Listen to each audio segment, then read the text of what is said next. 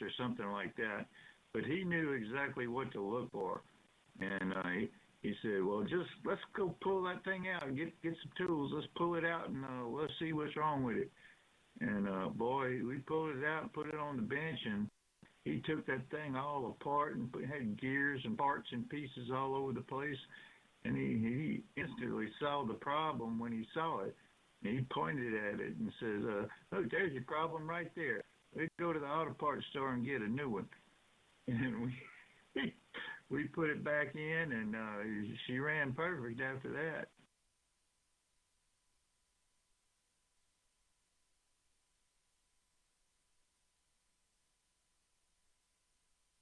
Delta Bravo Alpha, yeah.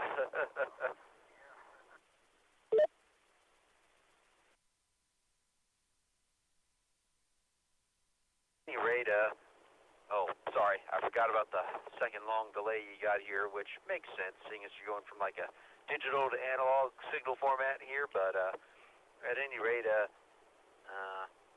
well, I hope you're getting better there, because from what I can tell, this has been about a year-long saga for you.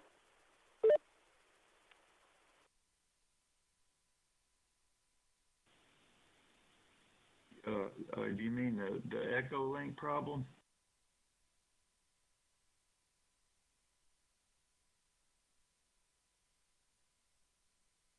These problems with your leg and stuff, but yeah, anyway, I just needed some filler material. I was switching from my phone back to my radio, but yeah, anyway, I spent a nice $2,200 to get that tranny rebuilt, and it seems to be working just fine.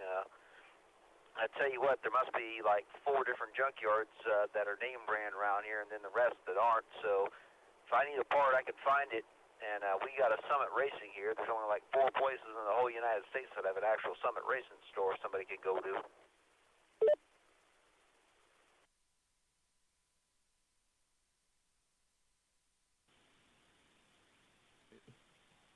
I'd be like a kid in a candy store at a Summit Racing store. I've bought quite a few Summit parts.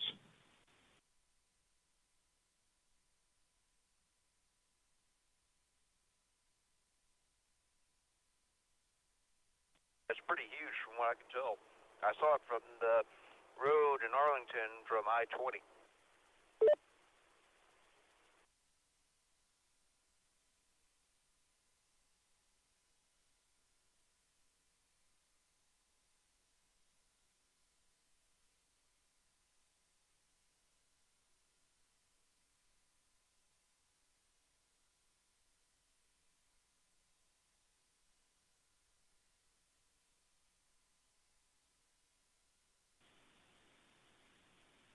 Well, Rich, it's my sleeping medication is kicking in, and I think I'm ready to hit the hospital bed here. And plus, there's a group of guys that are using the text message area, so maybe they want to talk too. So I'm gonna give it up and let some people talk, and I'll talk to you later. KB5 YQT, and we'll be clear after yours.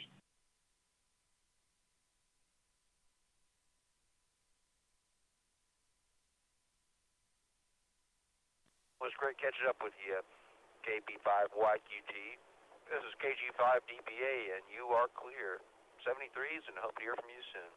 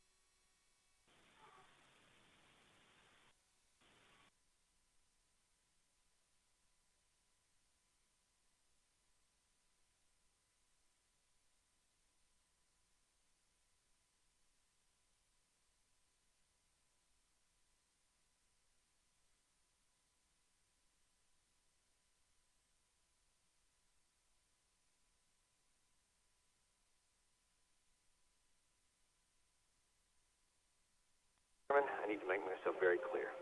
If we uplink now, Skynet will be in control of your military. But you'll be in control of Skynet, right? That is correct, sir. Skynet.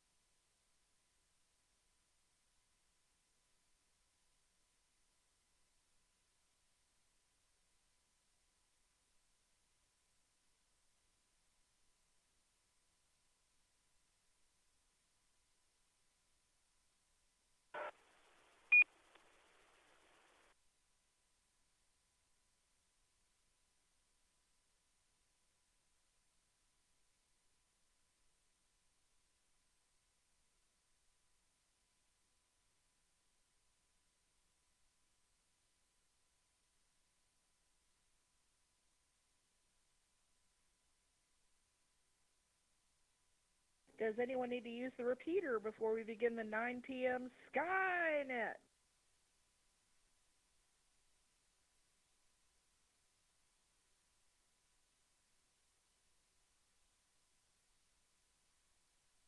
This is KF5PDS. My name is Billy, and I'll be your net control for this session of the DARC Skynet.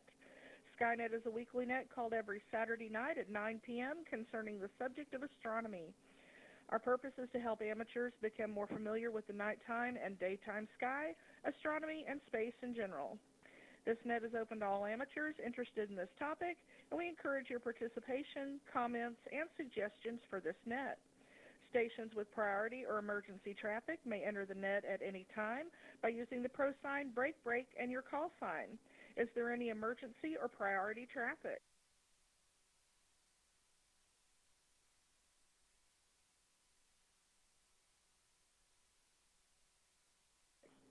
This is a directed net. Please do not transmit without direction from net control. That would be me. And stations are reminded to ID at the end of your transmissions. This weekly net operates on 146.880 megahertz with a PL tone of 110.9. Check-ins via Echolink are also possible using the W5FC-R station ID or Echolink node 37247. Tonight's topics, astronomy charts, pictures, and live audio-video links are available online.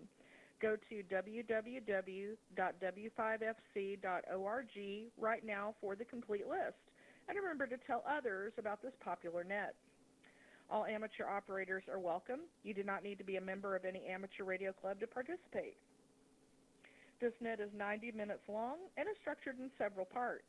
General announcements, Texas Astronomical Society of Dallas events, where and when you can look through a telescope, National Space Society events, discussion topic of the evening, space exploration and space history, What's Up, Miss Carolyn's Constellation of the Week, space launches this week, recent astronomical discoveries, visible satellite passages over the next couple of days, astronomical Q&A, and our 73 round.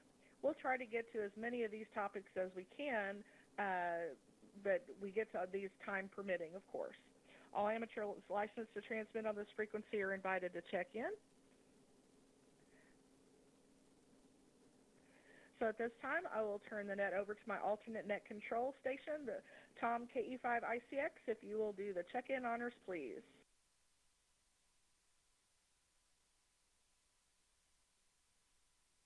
And I'll do exactly that, Miss Billy. This is KE5ICX. I'm alternate net control this evening, so I'm going to go ahead and take check-ins. We'll take low power short time first. If you're low power short time, please come now with your call sign, name, where you're transmitting from. Let me know which you are or both. Please go ahead.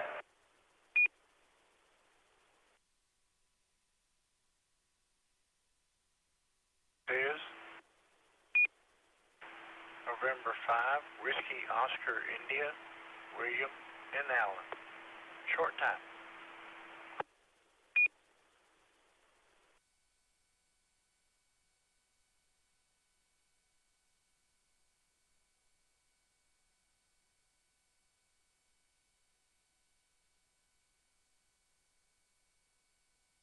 Okay, just one this evening, so I'll ask William direct.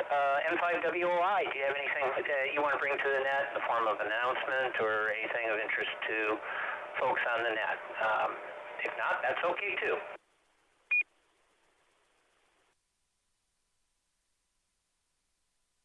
WI.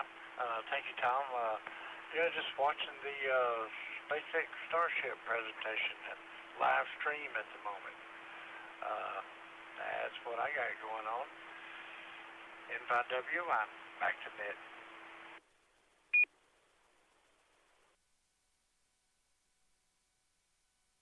All right, very good. Thank you, William. Thank you for letting me know. I knew that was coming up sometime today. I didn't know when, and they were chatting about it over on Echolink. So that looks very interesting. We'll get a chance to hear more about that later on the net, I'm sure. Okay, let me go ahead and take general check-ins. If you'd like to join us this evening, please come with your call sign phonetically, your name, where you're transmitting from.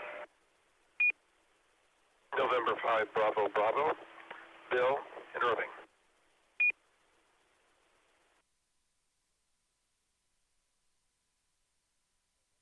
November Tango 5, Tango Mike, Tony in Dallas.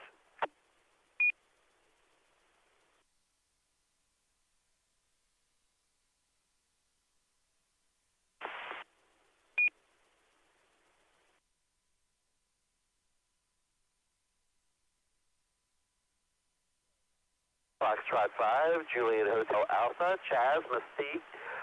Go Buckeyes!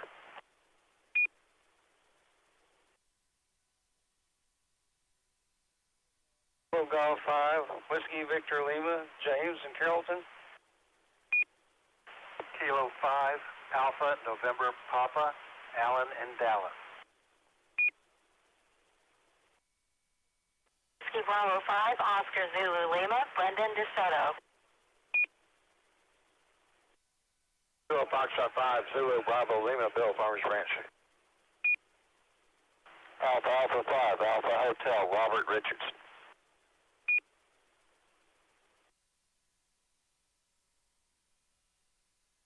Kilo 5, Kilo Tango X-Ray Kelly in Quinlan.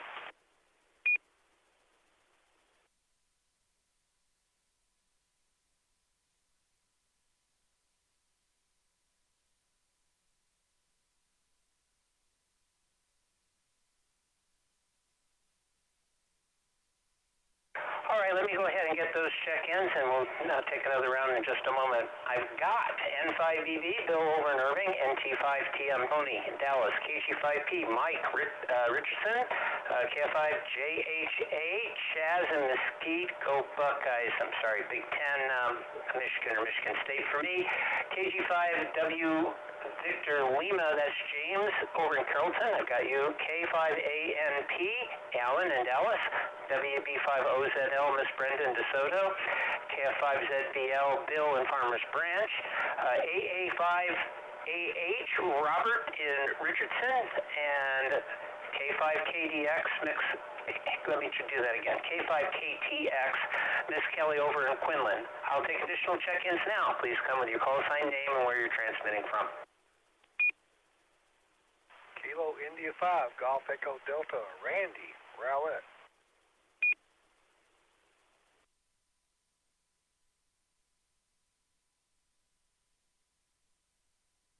Alpha Papa Lima, Patrick in Dallas.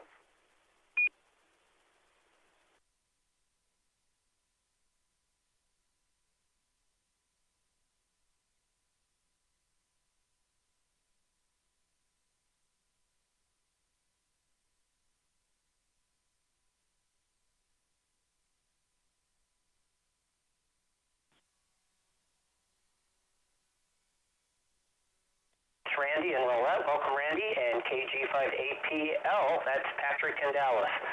All right, I will do all modes in a little bit, so I'm going to move over to Echolink. If you are an Echolink, I'm going to give you extra time to check in. Please come with your call sign, your name, where you're transmitting from. If you can't do voice, just type it in the window there, and I will add you that way. So anybody on Echolink, please come now.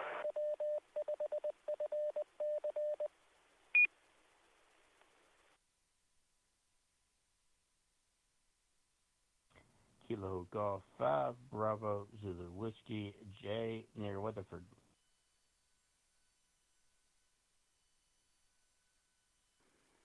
Kilo Golf 5, Zulu Mike Golf, Joe in Arlington.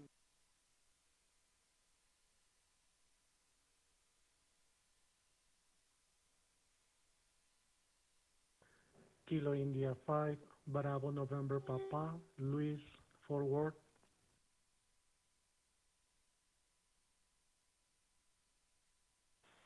Kilo 5, Juliet, Delta Whiskey, John in Norman, Oklahoma.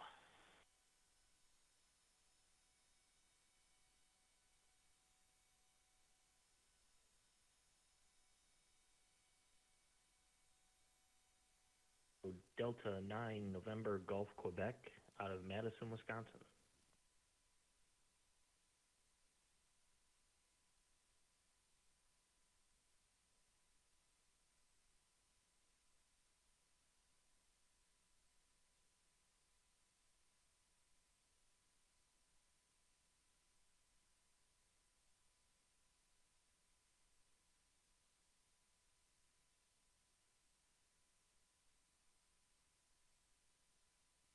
All right, give me a second here to get my paperwork in order. Hold on.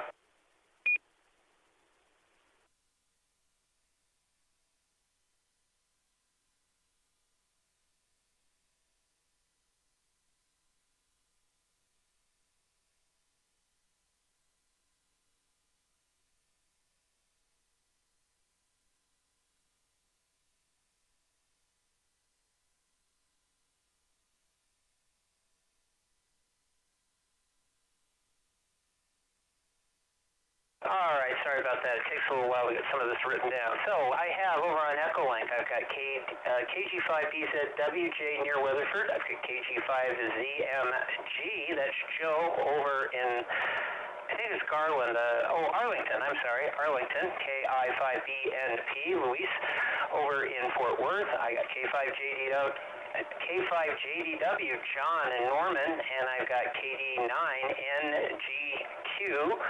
That's Nathan in Madison, Wisconsin. Welcome. I've got KF5QDQ. Eric, I believe you're over in Mesquite or thereabouts. Okay. I'll take additional check-ins, any mode, if you'd like to join us this evening. This is Skynet. Please come with your call sign, name, and where you're transmitting from.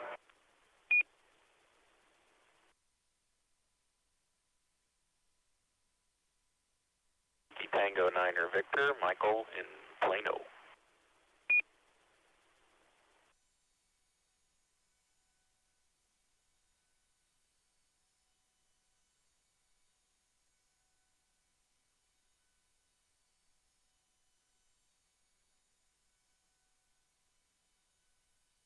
All right, Eric corrected me. He says he's over in Garland. I should know that. And I got WT9V Victor. That's actually Michael over in Plano.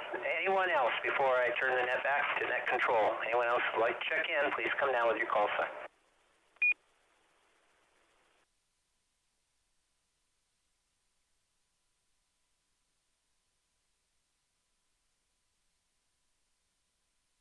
All right, very good. We're up to 22 check-ins so far, so I'm going to send it back to net control.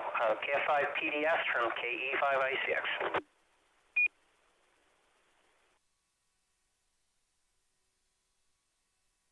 Great. great. Thank you, Tom, and welcome to all who have checked in tonight on Skynet. And welcome to our out-of-state listeners. If this is your first time in-state, out-of-state, wherever you're listening from, we do this every Saturday night at 9 p.m., so welcome. All right, so let's go ahead and get started with general announcements. Do we have any general announcements for this evening's net? These can be ham, astronomical, space, or of general interest to licensed hams. If you have an announcement, please come now with your name and call sign.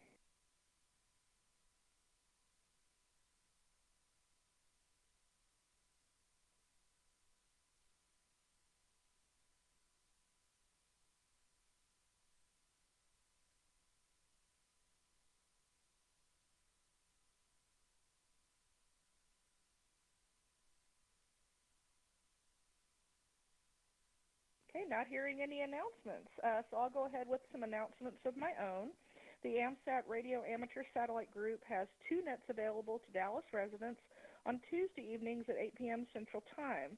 You'll need Echolink installed and you registered. You can find the net under Groups and AMSAT. Also, a live audio link is available on their website at www.amsatnet.com. This net originates in Houston, Texas. The Dallas AMSAT net, Dallas-Fort Worth, Texas, is every Wednesday night at 9 p.m. on the Arlington repeater, 147.140 megahertz, with a PL tone of 110.9 and a positive offset. The DARC also has several nets on Monday nights. The first Monday of the month is Ham Fixin's net. If you like to cook, if you like to share recipes, anecdotes, got a question about food, want to share a food fact, you name it, if it's about food, you can share it on Ham Fixins. We always get some really great recipes shared and have some good discussion about food. So please do join us on the first Monday of the month. Second Monday is MCOM 101, which is Emergency Communications. Third Monday, come back for a second helping of Ham Fixin's net. And fourth Monday is GeekNet. We share all kinds of things from news of the weird to geeky things about books, movies, interesting facts, you name it. If it's geeky, we'll share it. We also do some fun, challenging brain teasers, and it's usually hosted by our own NT5TM, Tony. He does a great job hosting the GeekNet. And if there ever is a fifth Monday, which there is from time to time, we have a surprise net.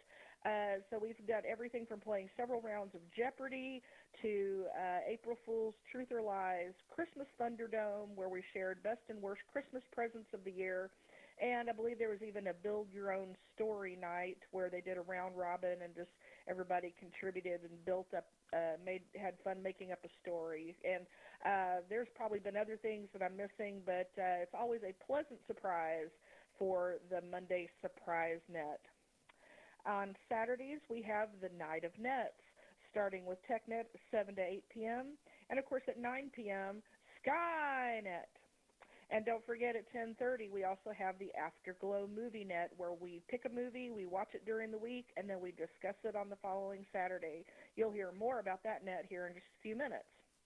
The ARRL Net, National Traffic System Training Net, is also every night at 6:30 p.m. Central Time. So all are welcome to check in on any or all of these nets. This is KFI-PDS, your net control for this session of the DARC Skynet. All right, tonight's Afterglow info, as I said, at 10:30, following this net, we'll have our Afterglow movie net. So, Tom, KE5ICX, if you'll give us tonight's Afterglow info.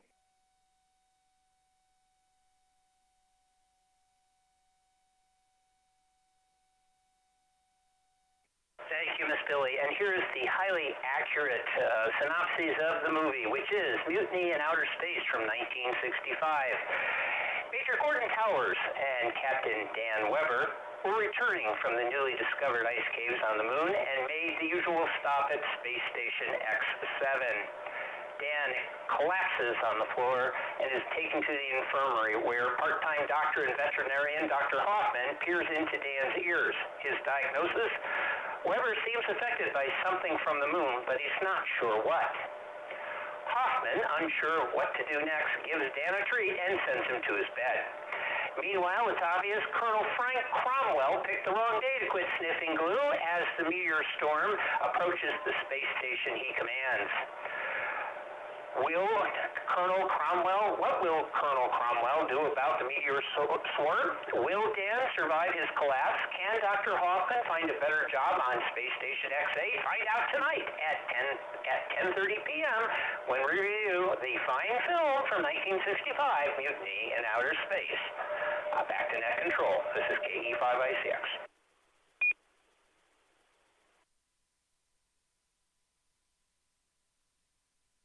Great, thank you, Tom. And you can keep up with all the DARC events, nets, and activities by going to the club website at w5fc.org. All right, next up is Texas Astronomical Society of Dallas events, where and when you can look through a telescope.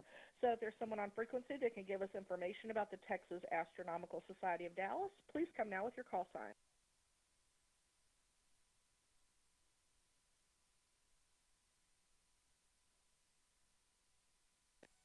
K5, KTX.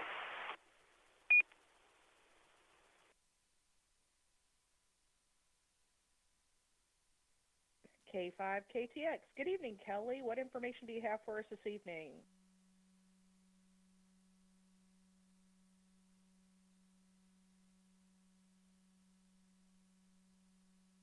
Thank you, Billy. This is K5 KTX. The Texas Astronomical Society of Dallas is one of the local astronomy clubs here in the DFW area. And a couple of, lots of things that we have going on. But first of all, I'll tell you about the monthly meetings, which are held on the fourth Friday of every month, except for November, when the meeting is on the third Friday because of Thanksgiving, and we usually don't have a meeting in December. The meetings are held at the University of Texas at Dallas campus in Richardson. The meeting begins at 7:30 p.m., but you might want to show up at 7 o'clock because every other month or so, we have a beginner's astronomy class where they will talk about different topics like eyepieces and other equipment and how to observe and how to use planograms, planograms. Been in retail for too long. Planispheres and all kinds of helpful tips and hints on astronomy. But again, the meeting itself begins at 7:30 p.m. in the Science Learning Center building, which is SLC, Sierra Lima Charlie, on the campus map. It's important that you park in Lot H, which is the closest one to the Science Learning Center, and you can pretty much park in any place on that Friday night except for any parking spaces that are painted purple. The orange and the gold and green, and I forgot what the other colors are, but you can park there on Friday night. They know that we're there for the meeting, and so that we can park there. The meeting will include programs presented by members or guest speakers and a slideshow of the current constellation of the month, which is a lot of fun. Our own Chaz, KF5JHA, does that constellation of the month with his sidekick Dennis, and so that's always a lot of fun.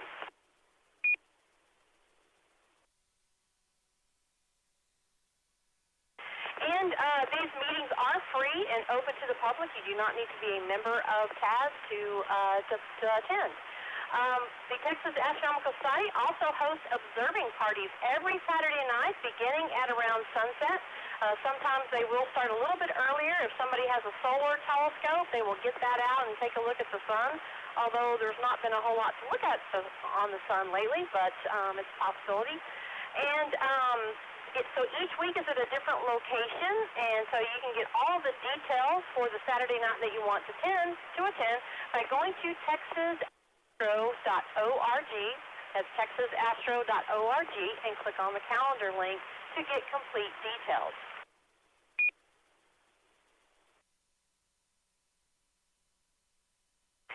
So the star party on the first Saturday of the month is in Garland at Spring Park off of Jupiter.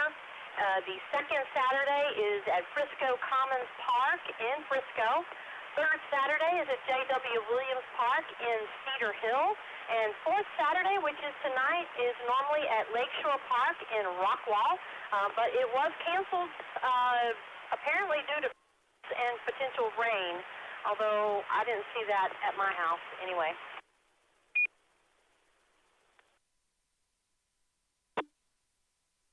And again, these star parties are free and open to the public and very family friendly.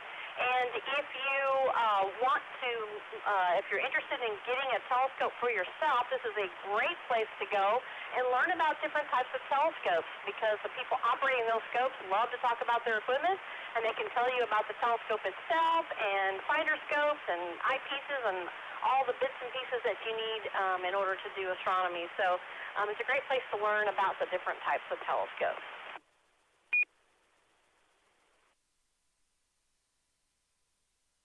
Now, tonight was also supposed to be the star party at the new Palo Pinto Mountain State Park, but it was also canceled due to forecast of clouds and potential rain, and so it has been postponed today. So if you didn't get to go tonight, you still have a chance to go. It's out in near Strawn, on the west side of Fort Worth, on the west side of Weatherford, I believe. And it's really nice dark sky. It's probably the nicest dark sky closest to the Metroplex. And again, if you go to texasastro.org and click on the calendar link, and you can get all the details about our various events and look at our award-winning newsletter and learn about telescopes. And I've been a member since 2006, so it's been a great organization, and I've learned a lot being a part of it. So that's all I have, I guess. This is K5KTX. Back to you, Billy.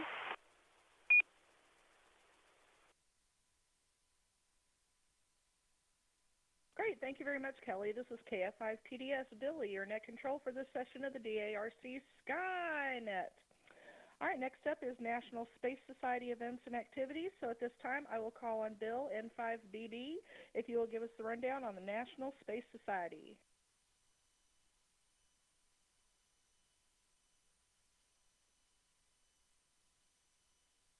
This is N5BB. Unfortunately, we're right in the middle of a Elon Musk presentation from SpaceX. He is right now speaking in Texas at the facility at the very southern end of Texas, which is their launch facility. And he's talking about the Starship design with the super heavy booster and everything. But unfortunately can't watch it and contribute to Skynet at the same time. The National Space Society North Texas chapter meets on the second Sunday of each month. Our next meeting will be Sunday, October the 13th at 3:30 in the afternoon. And I, somewhere here, have the meeting topic, I believe, but I've forgotten what it is. I apologize, because I was listening to Ellen, trying to listen to Musk rather than preparing much here. But that's what we're, let's see, hold on a second here. See if I can do this in a few seconds. If I can, I'll just give up. Let's see. I don't have it super fast. I apologize. However, I do want to let everybody know that the International Space Development Conference will be in the DFW area in 2020. The date is May the 28th through May the 31st, 2020. It'll be in Frisco at the Hilton Dallas Frisco Hotel and Convention Center. If you would like to volunteer for the International Space Development Conference, you can do that by Googling the following, doing a Google search for ISDC 2020 volunteers. So ISDC is the abbreviation for International Space Development Conference. 2020 volunteers, 3 words, and you will find the sign-up page to, if you want to be a volunteer, to to be an operations assistant, a VIP assistant, set up and tear down, registration assistant, or exist with exhibits. I think it's all I have right now. There's a lot going on in space, but I think Tony is going to have a presentation later in the meeting. Inside BB. Thank you.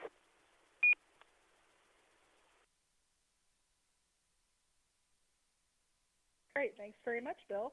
And I'm sure listeners could probably Google National Space Society of North Texas and go check out their website and get familiarized with where things are on the site and look at the calendar and check out events to come and enjoy the presentation that you're watching, Bill. All right, so next up is the NCS topic of the evening. So tonight I have chosen to talk about the Lunar Gateway. So NASA is working with its partners to design and develop a small spaceship that will orbit the moon called the Gateway. So this information can be found on nasa.gov, and I'm also going to pull some information from Wikipedia too on the Lunar Gateway page. So I'll give you all that information. So from nasa.gov, so the spaceship will be a temporary home and office for astronauts, just about a 5-day, 250,000-mile commute from Earth. The Gateway will have living quarters, laboratories for science and research, docking ports for visiting spacecraft, and more. It will provide NASA and its partners access to more of the lunar surface than ever before, supporting both human and robotic missions. The Gateway will be our home base for astronaut expeditions on the moon and future human missions to Mars. Even before our first trip to Mars, astronauts will use the Gateway to train for life far away from Earth, and we'll use it to practice moving a spaceship in different orbits in deep space.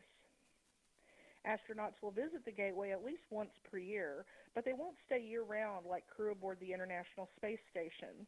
The Gateway is much smaller. Its interior is about the size of a studio apartment, whereas the space station is larger than a 6-bedroom house. Once docked, astronauts can live and work aboard the spaceship for up to 3 months at a time, conduct science experiments, and take trips to the surface of the moon. Even without crew present, cutting-edge robotics and computers will operate experiments inside and outside the spaceship, automatically returning data back to Earth.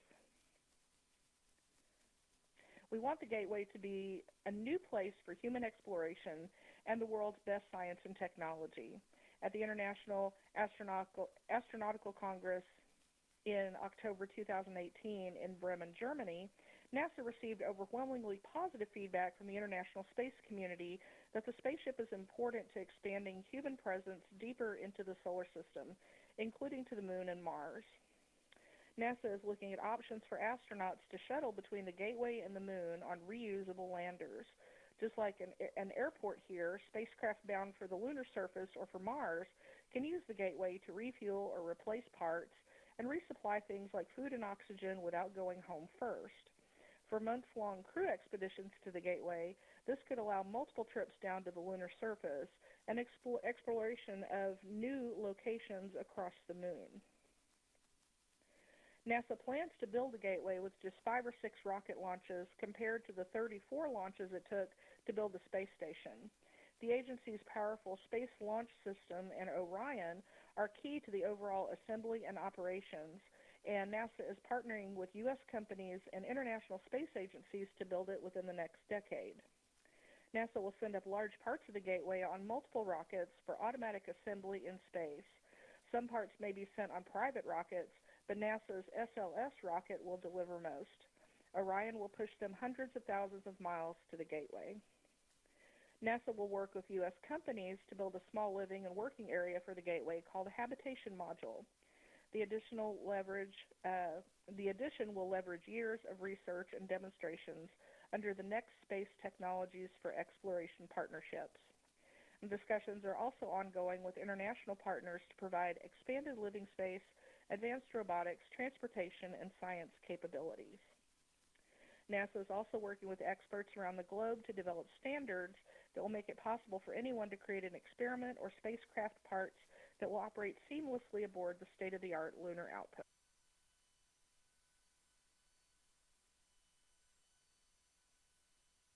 Most recently, the agency kicked off discussions on how to send supplies to the Gateway and is seeking input from U.S. companies to deliver cargo, equipment, and other goods like food to the orbiting spaceship. Talking with scientists and engineers, NASA believes the Gateway will be the key to a new era of lunar exploration, both in orbit and on the surface of the Moon.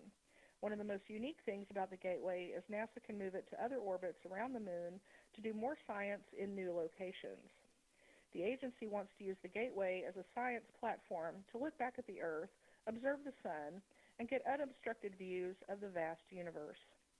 By studying the geology of the Earth, the Moon, and Mars, 3 planetary bodies we know the most about, and the ways in which they are similar and different from each other, we can learn important things about how planets and planetary systems form. The first major part will provide power and propulsion for the spaceship and is targeted to launch on a private rocket in 2022. After it reaches orbit and test drives its power and communications, NASA will launch 4 astronauts on an SLS and Orion mission carrying 2 new sections that will add a small living space and initial science and operational capabilities. Okay, so let me get some more details here from the Wikipedia page called Lunar Orbital Platform Gateway. So that's the full name.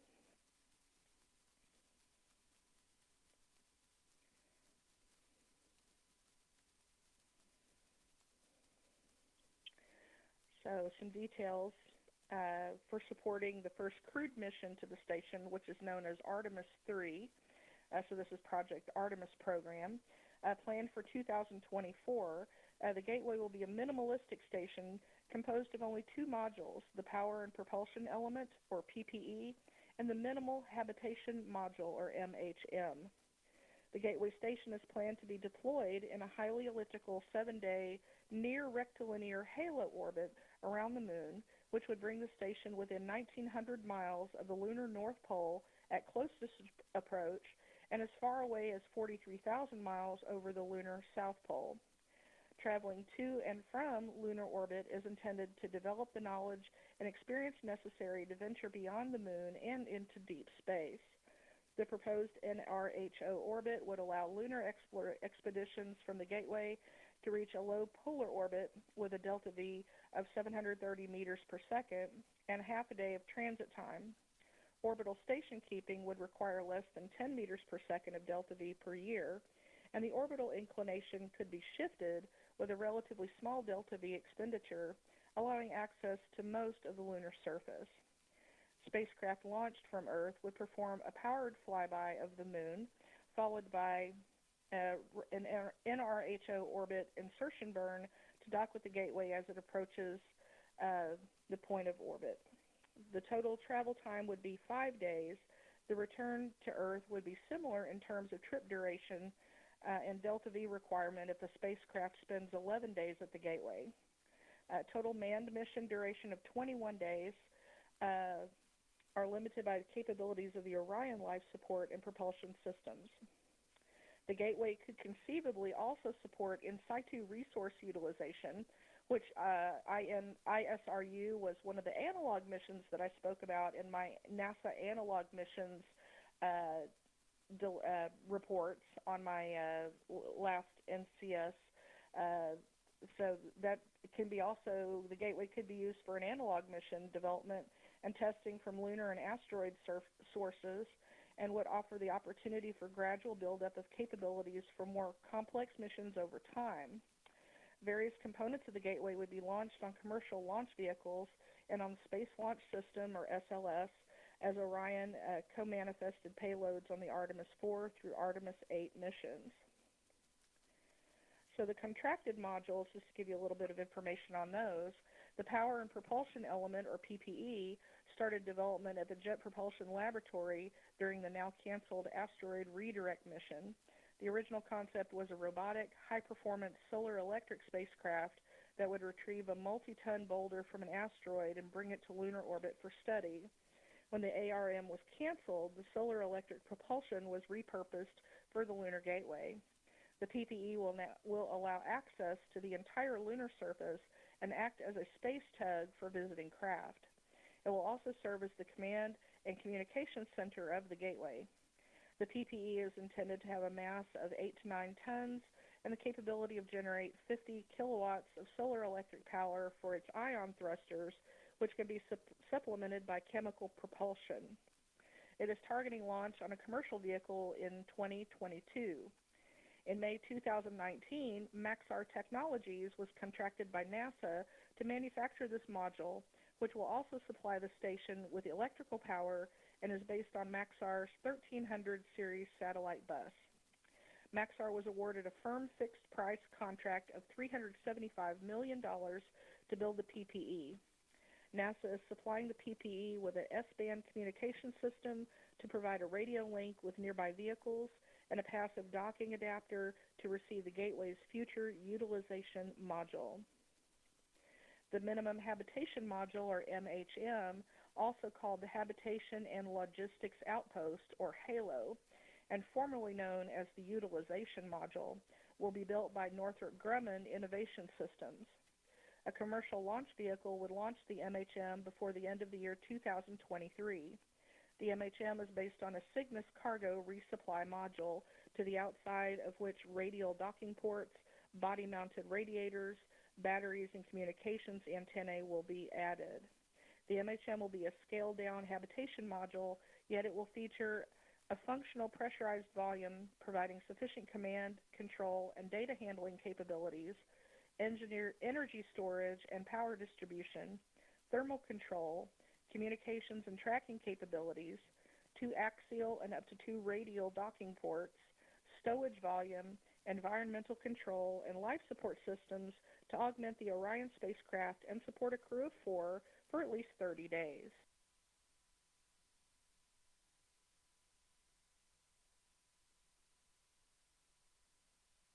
The concept for the Lunar Gateway is still evolving and is currently intended to include the following modules. The European System Providing Refueling Infrastructure and Telecommunications, or ESPRI, service module will provide additional xenon and hydrazine capacity, additional communications equipment, and an airlock for science packages. It would have a mass of approximately 8,800 pounds and a length of about 12.8 feet. The studies and design are being performed mostly by Airbus and OHB. The International Habitation Module and Minimal Habitation Module are the 2 habitation modules.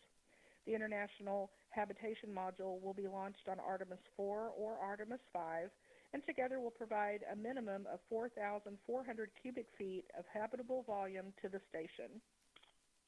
The Gateway Logistics modules will be used to refuel, resupply, and provide logistics on board the space station.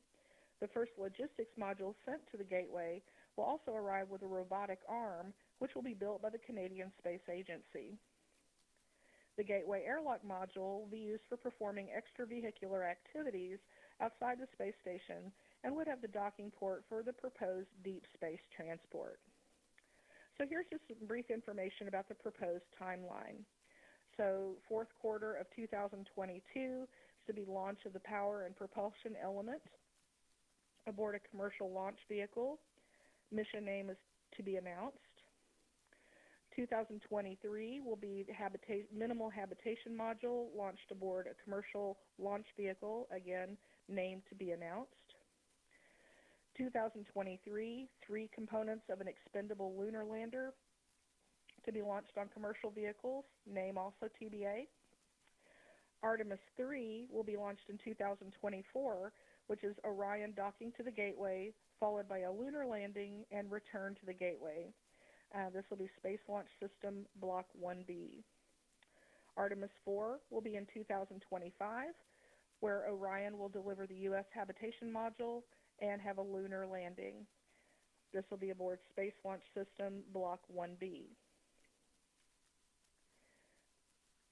In 2026, on Artemis 5, Orion will deliver U.S. habitat lunar landing. Artemis 6, in 2027, Orion will deliver the first logistics module and the robotic arm. And again, on Artemis 7 in 2028, they'll deliver a logistics module and have a lunar landing. So all that is SLS Block 1B. So there's some information about the Lunar Orbital Platform Gateway. So this is KF5PDS, Billy, your net control for this session of the DARC Skynet.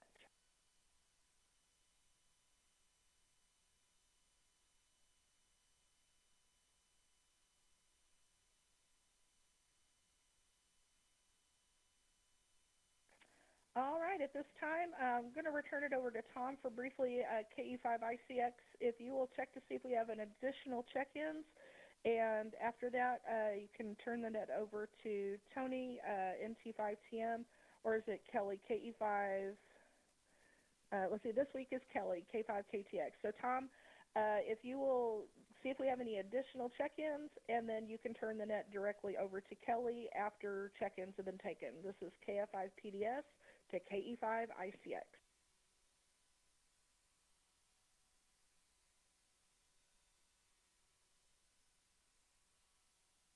Okay, very good, Miss Billy. There is one other interjection here. I got this over the thing here, over the interwebs, and there'll be a little announcement here that is late, but I'll bring that up with Brenda, WB50ZL, in just a minute. So let me go ahead and take care of this stuff first. I've got check-ins from N5IMS, JJ over in Carrollton, and I've got K5KOB, Philip in Crandall. So, and I've got also Billy, KG5IWK. Two of those folks, they're listening in or over on the Facebook page, so I've got you guys checked in. Okay, I'll take additional check-ins now. If you'd like to join us this evening, please come down with your call sign name, where you're transmitting from.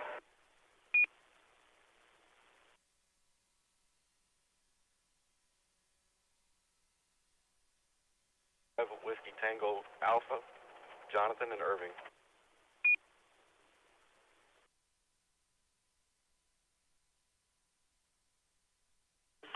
Is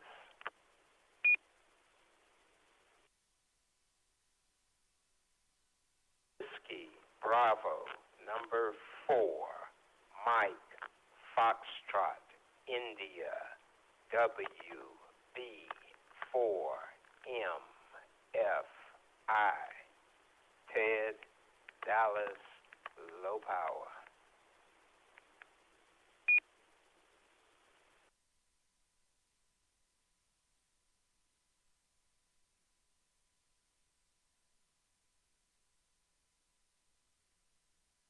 Okay, we got two more. I've got N5WTA, that's Jonathan in Irving. Welcome, Jonathan. And WB4MSI, Ted in Dallas, low power. Welcome back, Ted.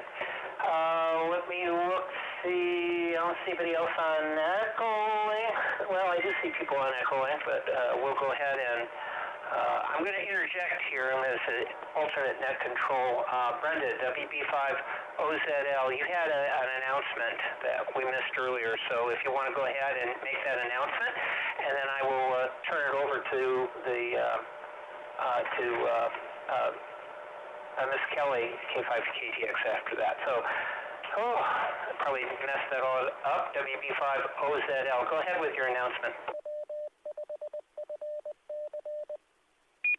This is WB50ZL.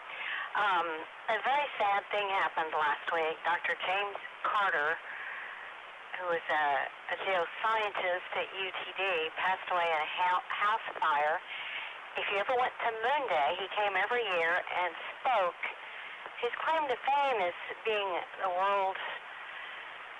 probably the world preeminent expert on simulated lunar regoliths. NASA approached him many years ago about simulating the regolith because, they didn't bring enough of it back, and he made tons of it so that people could study and see how it affected instruments. Interestingly, he also co-discovered the Alamosaurus in Big Bend. It now resides in the Perot Museum. So if you ever got a chance to hear him at Moon Day, that was a real treat, and we are going to miss him. I just wanted to pass that on. This is WB50ZL.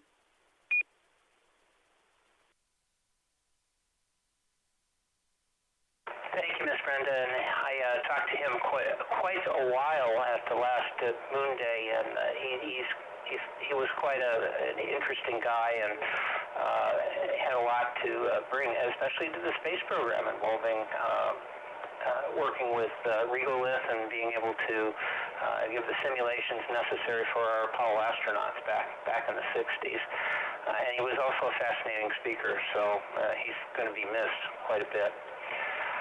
Okay, let me go over to Miss Kelly, K5KTX. You have a report this week, and Tony thought he had a report as well. But Kelly, you have it, and then I think Tony might have something after that.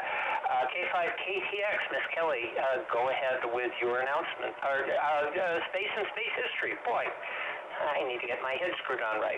Go ahead, Kelly, from KE5ICX.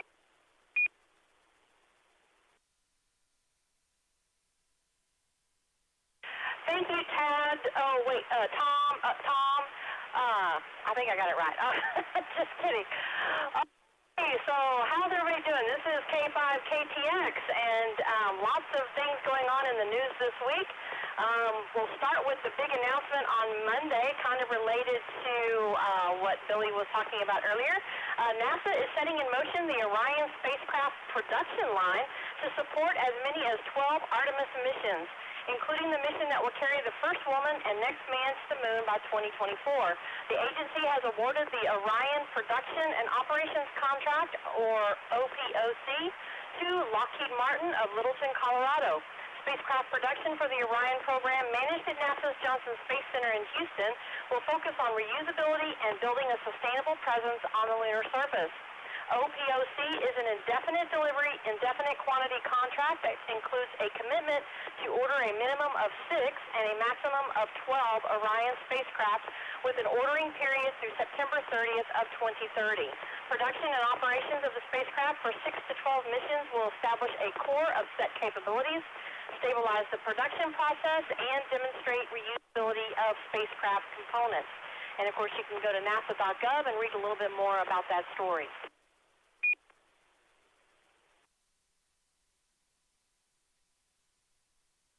And then also this week, NASA released a new visualization of a black hole to illustrate how its gravity distorts our view, warping its surroundings as if seen in a carnival mirror. The visualization simulates the appearance of a black hole where infalling matter has collected into a thin, hot structure called an accretion disk. The black hole's extreme gravity skews light emitted by different regions of the disk, producing the misshapen appearance. Bright knots constantly form and dissipate in the disk as magnetic fields wind and twist through the churning gas. Nearest the black hole, the gas orbits at close to the speed of light, while the outer portions spin a bit more slowly. This difference stretches and shears the bright knots, producing light and dark lanes in the disk. Viewed from the side, the disk looks brighter on the left than it does on the right.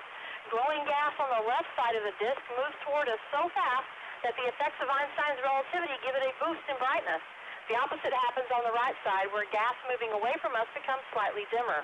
This asymmetry disappears when we see the disk exactly face on, because from that perspective, none of the material is moving along our line of sight. Closest to the black hole, the gravitational light bending becomes so excessive that we can see the underside of the disk as a bright ring of light seemingly outlining the black hole. This so-called photon ring is composed of multiple rings which grow progressively fainter and thinner from light that has circled the black hole 2, 3, or even more times before escaping to reach our eyes. Because the black hole modeled in this visualization is spherical, the photon ring looks nearly circular and identical from any viewing angle. Inside the photon ring is the black hole's shadow, an area roughly twice the size of the event horizon, its point of no return. Jeremy Snitman generated these gorgeous images using custom software at NASA's Goddard Space Flight Center. From nasa.gov, you can find a link to see the entire series of visualizations from several different angles, so pretty cool.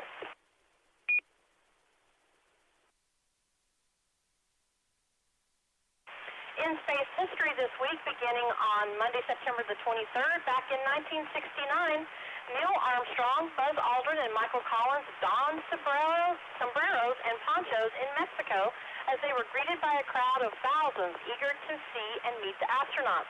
Jetting around the world as part of the Giant Step Apollo 11 presidential goodwill tour, the crews made their first stop in Mexico City. Their motorcade was slowed to a crawl as crowd control struggled to contain the public's overflowing excitement. The global adventure had only just begun. They would soon fly to Buenos Aires, Paris, Tokyo, and more to share their spacefaring exploits and invite people around the world to take part in scientific exploration. At one point, their tour brought them to the doorstep of Pope Paul VI. After 24 countries in 45 days, they finished their circumnavigation with a stay at the White House.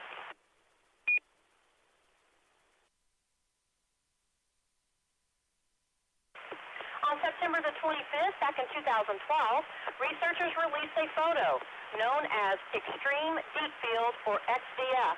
It is a composite of 10 years' worth of observations by NASA's Hubble Space Telescope. This photograph was assembled by stitching together over 2,000 images to reveal the deepest view ever glimpsed of the universe. XDF depicts galaxies numbering in the thousands, some of which date back 13.2 billion years. XDF is both a glimpse into the distant past of the universe and a guide to a future study of deep space study. The XDF is a small fraction of the angular diameter of the full moon. So if you ever need a little perspective on life, just go stare at this image and ponder on it while you listen to Carl Sagan read The Pale Blue Dot.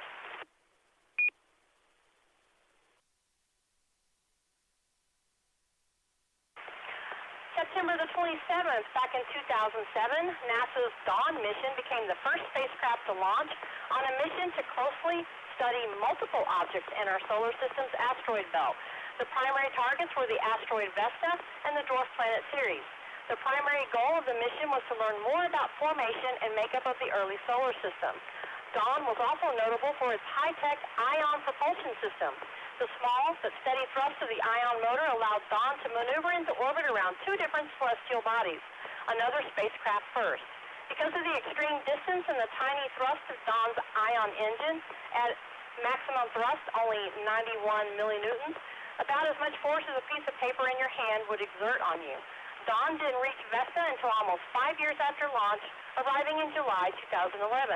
It stayed in orbit around Vesta for just over a year until September 2012. After working its way out of orbit around Vesta, Dawn arrived at Ceres in March of 2015 and stayed there until it ran out of fuel in November of last year. Dawn captured 100,000 images, collected 172 gigabytes of data, and made 3,052 orbits around Vesta and Ceres.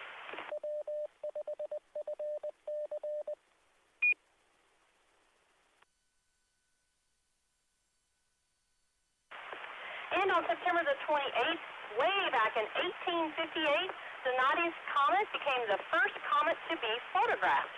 It was discovered by Italian astronomer Giovanni Battista Donati a few months earlier using a telescope in the Florence Observatory. By late August, the comet would be seen by the naked eye. It was closest to the Earth in October 1858 when it appeared as a brilliant object in the night sky, inspiring many astronomers to study it and artists to paint it. It is still considered one of the most beautiful comets ever observed. And that's what I have tonight. This is K5KTX.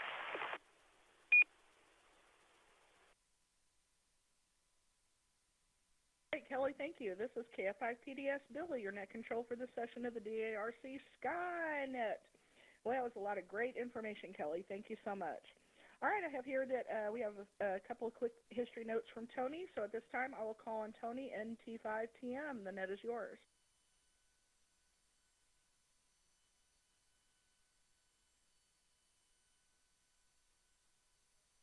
Thank you very much, Billy and Brenda. Thank you for bringing that announcement. Aaron and I had both visited Dr. Carter's rock garden at UTD, and I got to see him at Moonday a couple times. We're really sad to hear that. That is no good news. But on September 24th, 1930, we did get to celebrate a happier occasion. That was the birthday of NASA legend John Young. He was the only astronaut to fly on Gemini, Apollo, and the Space Shuttle. Back in 1965, Young flew on the first crewed Gemini mission. He then commanded the 1966 Gemini 10 mission. In 1969, on Apollo 10, he was the first person to fly solo around the moon, and he walked on the moon and got to drive the lunar roving vehicle during Apollo 16. He was one of only 3 people to fly to the moon twice. And he, of course, also commanded the very first crewed space shuttle mission with Robert Crippen, STS-1, as well as STS-9 back in '83. I think that makes John Young the only person to participate in the first crewed flight of 2 different NASA spacecraft.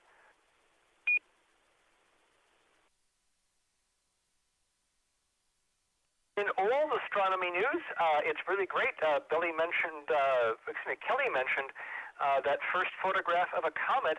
September 23rd, 1846, marked the first telescopic observation of Neptune.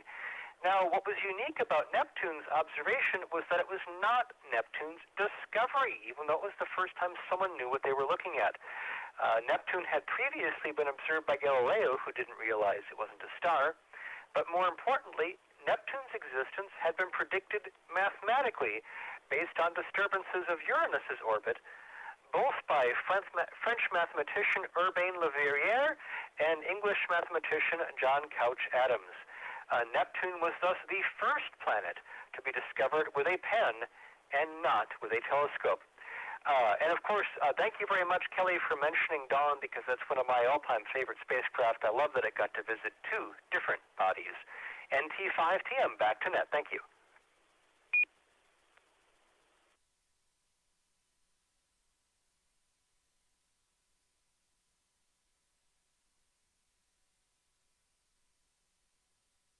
Okay, great. Thank you, Tony. Yeah, apparently I had to step away from the radio, so I missed the news about Dr. Carter. So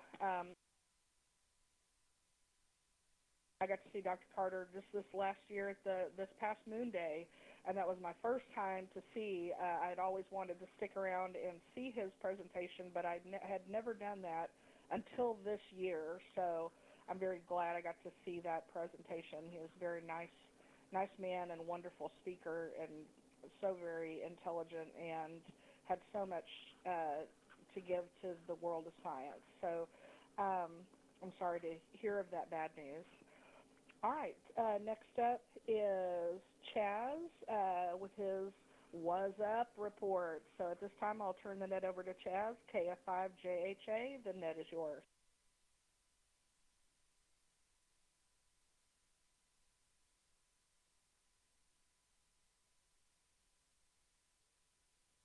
KF5PDS. This is Chaz, KF5JHA, and my degree is in astrophysics. I work at Brookhaven Community College, and we call this segment of Skynet Was Up. And I am sad to hear about Dr. Carter as well. Over the last several years, Dr. Carter and I were doing back-to-back presentations. I'd bring in the moon rocks, and he'd talk about the moon regolith, so he will be missed. Okay, remember that Skynet is not only available on the Dallas repeater, 146.88 megahertz with a TL tone of 110.9, but also available to hams across the world via Echolink. And we've heard some of those far-reaching hams tonight on Echolink. And most weeks, Skynet is also available as a video component, too. You can find those video components or links on w5fc.org website. So with radio, Echolink, video, I say that the Skynet is in 3D. But Tony, NT5TM, says we're in 4D because we use the dimension of time. By the way, what goes on in the chat window in Echolink and what is being done on the video may not have anything to do with what's being talked about on the radio.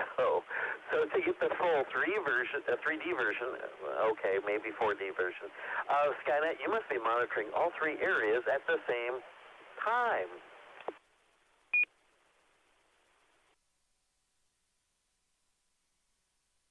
Last weekend I was very busy for my oldest daughter got married, and her husband have been together for 11 years, so I'm glad they finalized the relationship.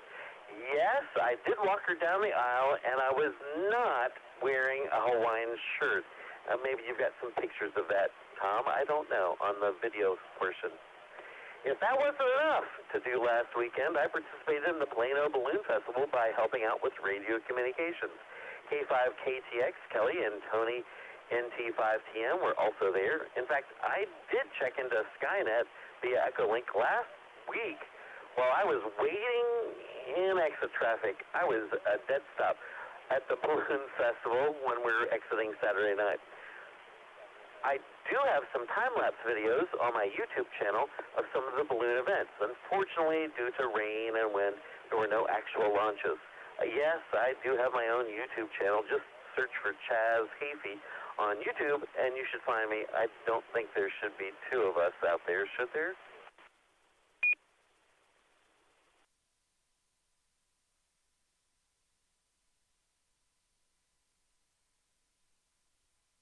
Hey, I'm not supposed to be on Skynet tonight. I'm supposed to be at the Palo Pinto Mountain State Park Star Party, but of course you've heard, due to the cloudy weather and possible rain in the area, it has been postponed to next weekend. So I may not be on Skynet next weekend. Depends on whether I can get a connection on Echolink. I'm looking forward to getting to use my new 16-inch Dobsonian telescope for the first time at that Star Party, and I look forward to eating the best chicken fried steak in Texas at Mary's Cafe in Strawn, Texas, which is right beside the state park. Oh, did you celebrate on Monday? Monday, September the 23rd, the autumnal equinox happened at 2:50 a.m. Central Daylight Time. On that day, the sun rose directly east and set directly west. Only on the equinox, the spring and autumn, does the sun actually rise due east and set due west. Well, where's the sun rise and set the rest of the year? All right, Kelly, you will appreciate this. Think about birds. Which direction do the birds fly in the winter? Well, they go south, and that's where the sun rises and sets. In the winter, south of east and south of west. And in the summer, the birds fly north. The sun rises and sets north of east and west during the summer. I'm sure that the birds are following the sun and not the other way around. And I am KF5JHA, and this is Skynet.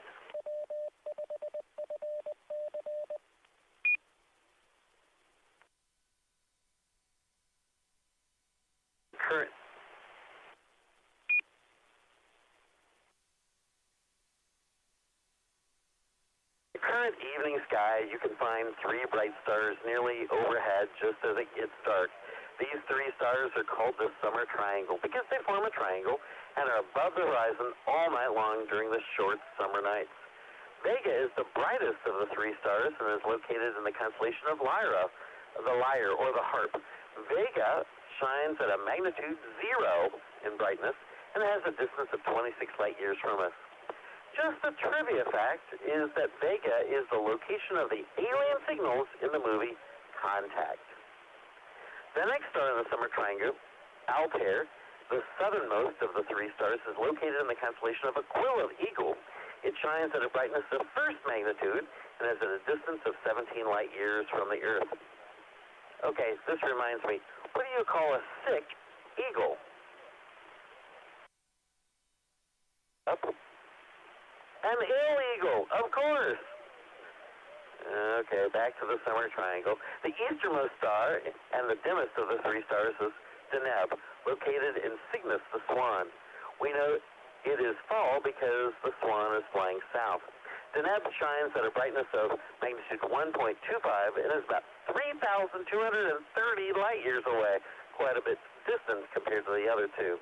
Cygnus is also known as the Northern Cross, and Deneb being the top of the cross. An interesting fact is that the Northern Cross stands upright in the northwestern evening sky just after dark on Christmas Eve.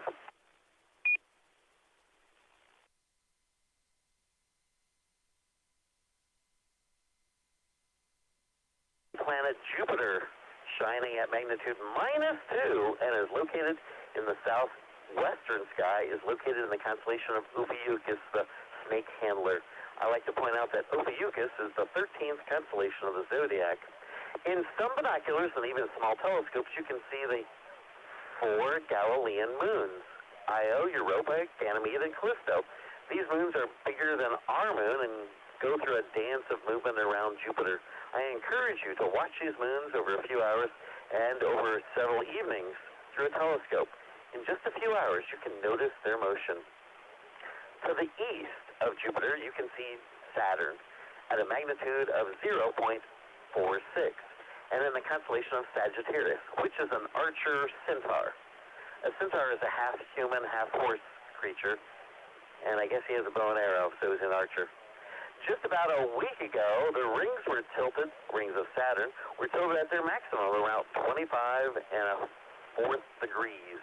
Observing Saturn through a telescope is really at its best over the next couple of months. Through a telescope, you can see, besides Saturn, its big moon Titan, one of only 3 moons in our solar system with a significant atmosphere. The other moons with significant atmospheres are Io and Triton.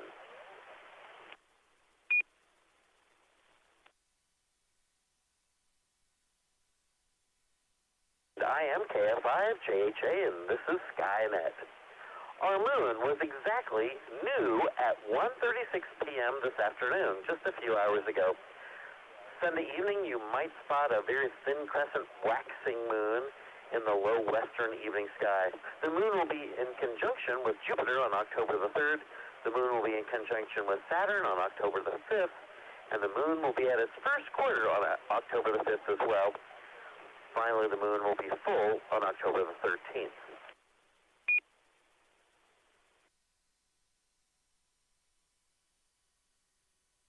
So today, earlier today, and tomorrow, there's a meteor shower taking place.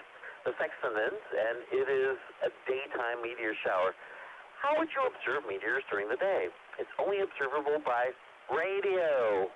If you want to try observing these daytime meteors using radio, then I encourage you to visit either the American Meteor Society website, amsmeteors.org, or the International Meteor Organization website at imo.net to find out the details of how to do so.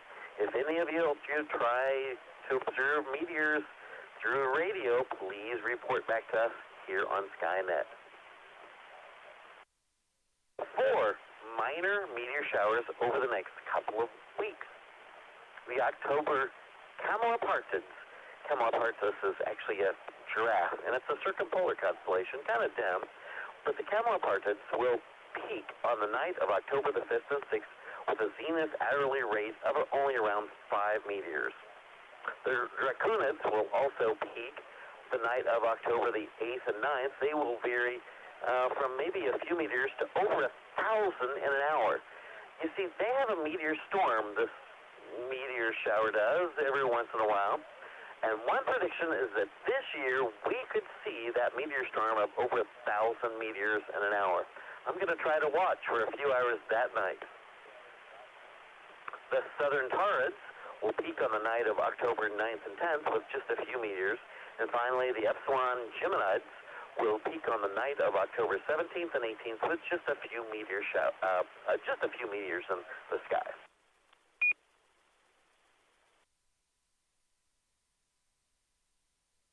Our annual meteor showers, the Orionids, will peak on the night of October 21st, 22nd, with 20 to 30 meteors per hour. We'll talk a little bit more about them in a future Skynet. Now, I'm going to tell you this for every week until this event occurs, because this is a big deal. In a little bit less than 2 months from now, actually it's getting to be almost a month from now, Monday, November the 11th, 2019, Veterans Day, we will have the next transit of Mercury visible in North Texas. After the November 11th transit of Mercury, the next transit of Mercury will be visible in North Texas, won't occur until May 7th, the year 2049. The Texas Astronomical Society and Brookhaven College are hosting an observing of the November 11th event on Brookhaven campus. The Texas Astronomical Society is also planning to have some telescopes set up at UT Dallas on their campus that day as well. And once again, I am KF5JHA, and this is Skynet.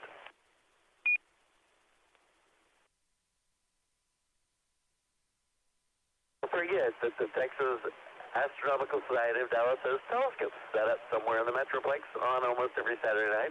Unfortunately, tonight's in Rockwall was canceled due to the weather. But TexasAstro.org has details about that and much more. So I encourage you to visit that website. Now, before I end, do any of you out there in Radio Land have any questions or need a fill on any of the information I've given you? I know I sort of ran through it fast because I was looking at the clock here. Do you have just a general astronomy question? I don't know everything, but I might have the answer to your question. Come now with your call sign if you have questions.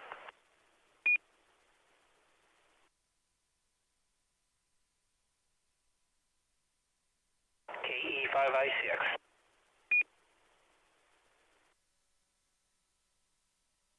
Well, I was thinking Mike would be the one, but it's you, Tom. Go right ahead.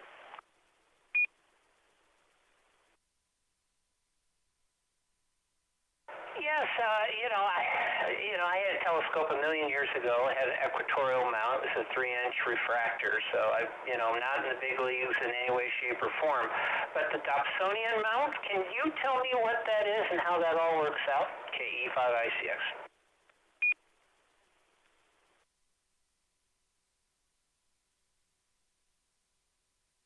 Thank you so much for your question. The equatorial mount that you have can be lined up with the Earth's axis of rotation, and if it has a motor on it, well, it can track the stars or planets or the moon. So you can set it on an object if it's aligned correctly, and it can track it for long periods of time. Dobsonians are a different kind of a mount. They're an alt-azimuth.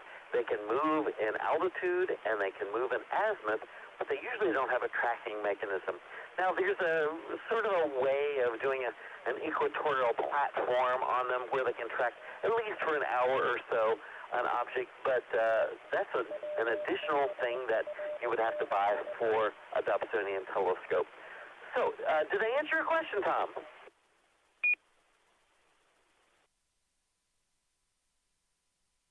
Well, thank you. I do appreciate it.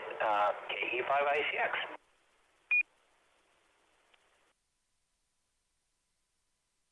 Hey, thank you, Tom.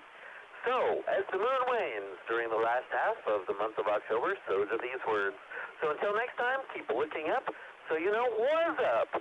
This is Chaz, KF5JHA. Back to Billy, KF5PDS, our net control. Thank you. Good night.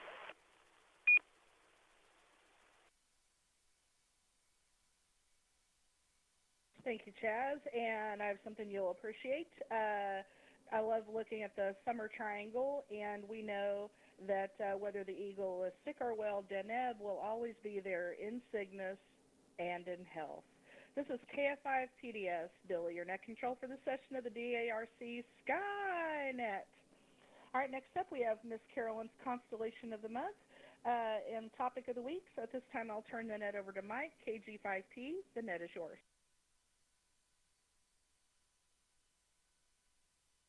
All right, thank you, Billy. It's KG5P. Got a brand new radio here. I just fired it up tonight. Manual, of course, is written in English, and it's taken me about an hour and a half just to figure out about half of it. Okay, well, before we get started with Miss Carolyn's Constellation of the Week, or the month, or the whatever, I was going to have a couple space announcements here. Usually we do space launches. I've not much going on this week. On October 3rd, the ISS is going to return 3 astronauts aboard Soyuz, and there's nothing going on until the 9th, which we're going to launch the ICON, which stands for Ionospheric Connection Explorer, and this is to say the frontier of space is an area where our atmosphere, the space weather of our atmosphere meets space weather. Our atmospheric weather meets space weather, I suppose. Other than that, not much going on. There's some Chinese launches scheduled, but we don't have confirmed times. Okay. So, for those of you that are not, that are new to the net here, Miss Carolyn, KC5OZT, who unfortunately is a silent P, was very active on this net, and she presented this particular segment every week. I don't do it every week because I also have to start recycling constellations. But anyway, Carolyn, wherever she is probably listening right now. All right, tonight's constellation is Aquarius, and the reason I think Aquarius is because we've essentially entered fall constellation, the fall season of constellations. Okay, Aquarius should be pretty much on the meridian around midnight, which the meridian, of course, is you draw a line directly above your head from the North Pole to the equator. That's the meridian, and so Aquarius will be there around midnight. So usually we start with a little bit of history. Aquarius, the water bearer, is the 11th sign of the zodiac, representing man pouring water from an urn. The star pattern originated in early Babylonian times, thought of the all dead, when faint stars are more visible to the naked eye than in our light blue sky. And you probably will not be able to see Aquarius in Dallas. The most prominent star pattern in the constellation is a Y-shaped asterism centered on Zeta, which the ancients called the water jar. And I've got a picture there on Tom's feed if you happen to be watching that in OPR.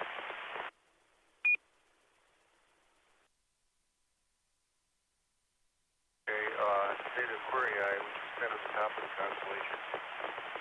Okay, Aquarius is only one of several constellations in this region of the heavens with watery associations.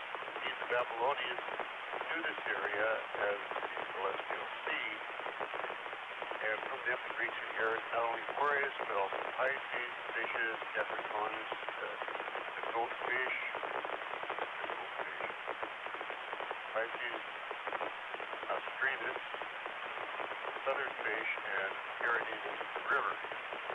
The age of Aquarius, as you recall from the 70s musical Hair, Carol with astronomers, and this will not take place for another 600 years, so I never could understand what the point of that all was, except every high school and college marching band and planet tuned this for a couple of years. But due to the precession of the equinoxes, it won't be really on the vernal equinox until for another 600 years, for what Aries is now.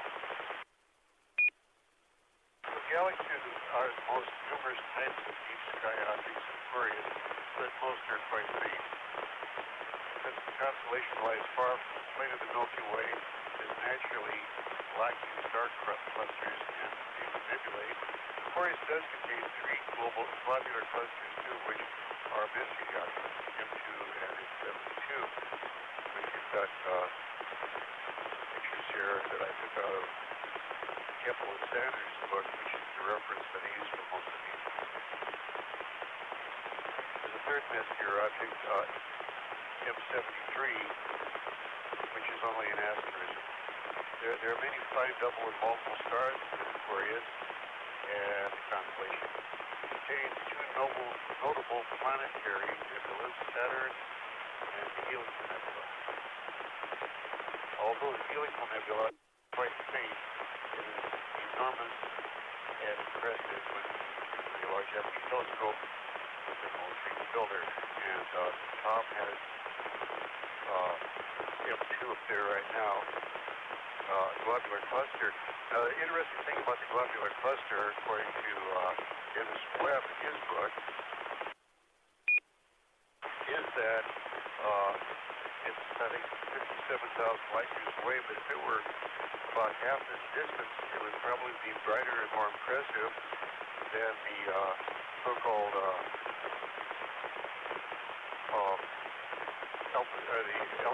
the Omega Centauri Nebula in Centaurus. And remember, I began Asimov's short story, Nightfall, very well may have taken place on one of these popular clusters. It didn't say, but I'm sure that's what he was thinking. Okay, also on the star that we mentioned, Eta, or Zeta Aquarii, we missed it this year, but it's around March, or May the 5th. Yeah, May the 5th, there's a meteor shower. And most meteor showers are associated with comets. And correct me if I'm wrong, but this particular meteor shower is the remnants of Halley's Comet, or some of the stuff in Halley's Comet is left behind.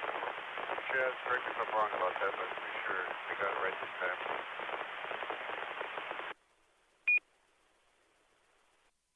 We've got M72, which is a globular cluster,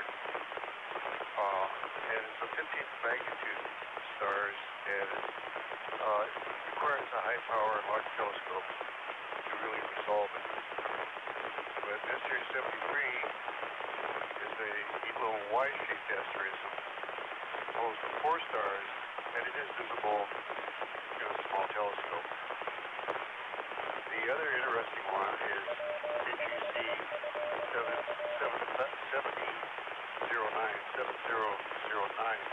and it's a bright planetary nebula, and its fate extensions do require good viewing conditions, but it was originally discovered by,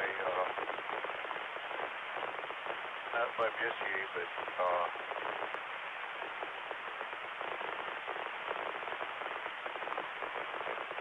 William Herschel in 1782, and another fellow a few years later, 1850, Lord Rosse, gave it the name Saturn because it had extensions projecting from its disk.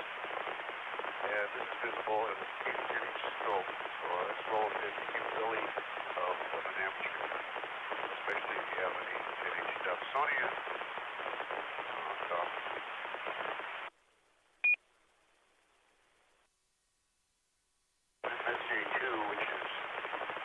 very easy to spot. It's a very fine, bright globular cluster, and you can even spot that with some bird watching 7x50 binoculars. And there's tons and tons of other stuff out there that, I would be here all night if I went through them all. So, as Miss Carolyn would say, take a look around at Aquarius, and you'll enjoy it. And this is KG5P, and back to Skynet.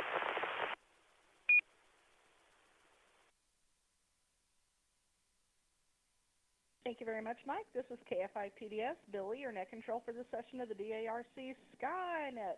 All right, so we only have 5 minutes left. I'm going to go ahead and start to wrap it up. Tom, if you will check to see if we have any last-minute check-ins and get me a final count for this evening's net. This is KF5 PDS to KE5 ICX.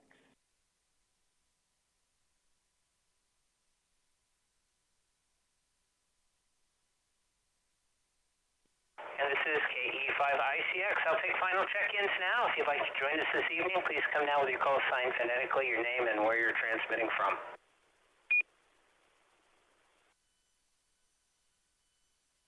Hello, Foxtrot 5, Tango, Sierra Kilo, Pearl, and Dallas.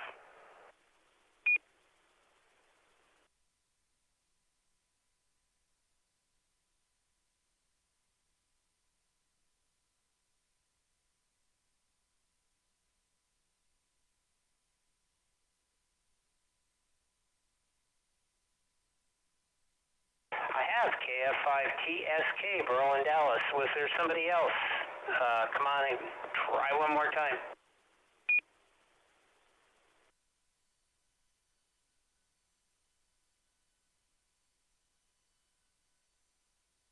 We'll stay.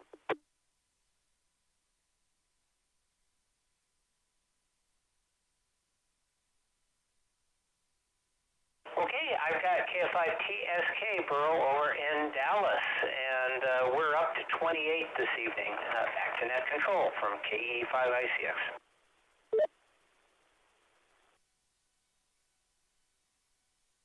Great. Copy that. We had 28 hams participating on the air tonight. So thank you to all who checked in this evening. We hope you'll join us here next week and every Saturday night at 9 p.m. to discuss astronomy, space, and space exploration. On this net, the sky is never the limit. We're always looking for net control stations for this and all the other DARC nets. If you would like to try your hand at this, contact any of the net controls by sending an email to nets@w5fc.org. You can follow topics and discussion about this net and astronomy in general on Facebook and Twitter, as well as our audio and video streams, video archives, and other useful internet resources by going to w5fc.org at the conclusion of this net. So until next Saturday night, this is KF5PDS, Billy, and I'll be closing the net at 22:28 local time and returning the repeater to normal amateur use. So 7-3 everyone, and enjoy the evening discovering the universe. And remember, we'll probably take about a 5-minute break and then come back for the Afterglow movie net, where we'll be discussing 1965's Mutiny in Outer Space. 73 everyone.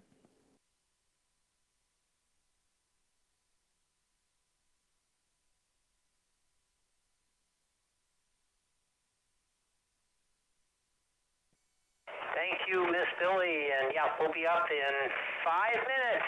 We have a new net control. I can hardly wait. 5 minutes. Go powder your noses and come back. This is KE5ICX. See you then.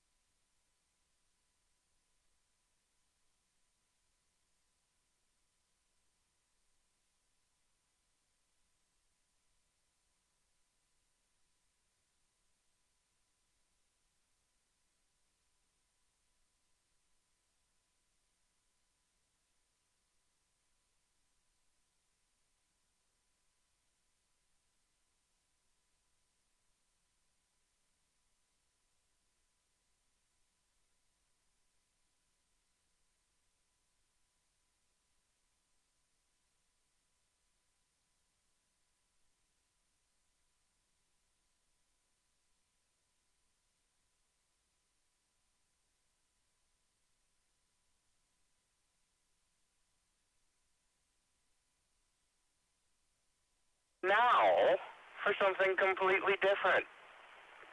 Okay, just somewhat different. That's right. Brenda and Tom made the mistake of leaving the mic unattended, and I grabbed it. This is WT9V, and I'll be your net control for tonight. Sorry. This is your weekly Afterglow movie net. Honest, I promise. Before we take any check-ins or anything, I believe I am contractually required to read the following. What is the Afterglow movie net? Well, I'm glad you asked. We get together here every week and talk about a movie, usually science fiction, but not always. Usually available for free streaming over the internet. If you'd like to be one of the in crowd and get notice of this week's movie, you can send a note to ke5icx@yahoo.com, and Tom will put you on the email list. Or go to the Facebook page, Afterglow Movie, 2 words, and sign up to the group. It's as simple as that. Now, I've also been told that I have to read the synopsis of this week's movie in French for our French-Canadian listeners. Tom says it's a requirement, and we have, I'm a little suspicious about that part. I didn't know we had any French-Canadian listeners, but I'm sure that Tom wouldn't lie to me about something like that. Since I don't speak French, I've subcontracted out this task.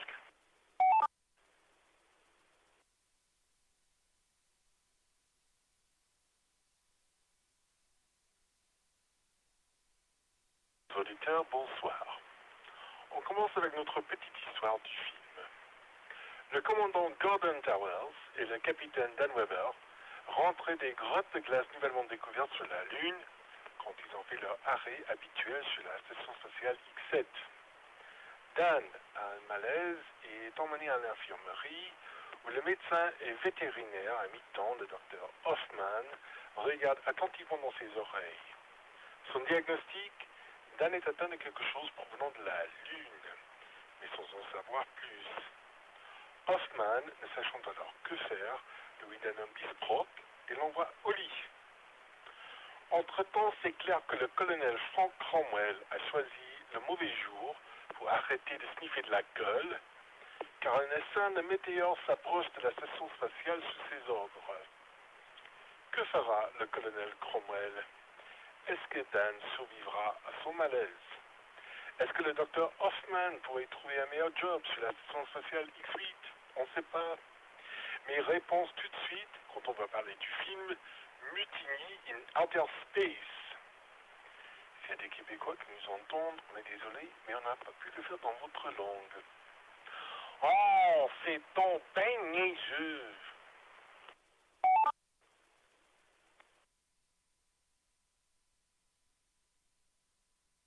Much to my glamorous assistant, Cato. No, actually, that's my roommate, Shane, and he's an excellent French speaker. And I'm talking into the back of the mic. Hopefully y'all heard me. Well, for those of you that don't happen to speak French, and since Tom wouldn't let me have access to his crack team of researchers, I had to come up with my own. In case you haven't noticed, I'm blaming Tom for everything tonight. My own description. Here goes.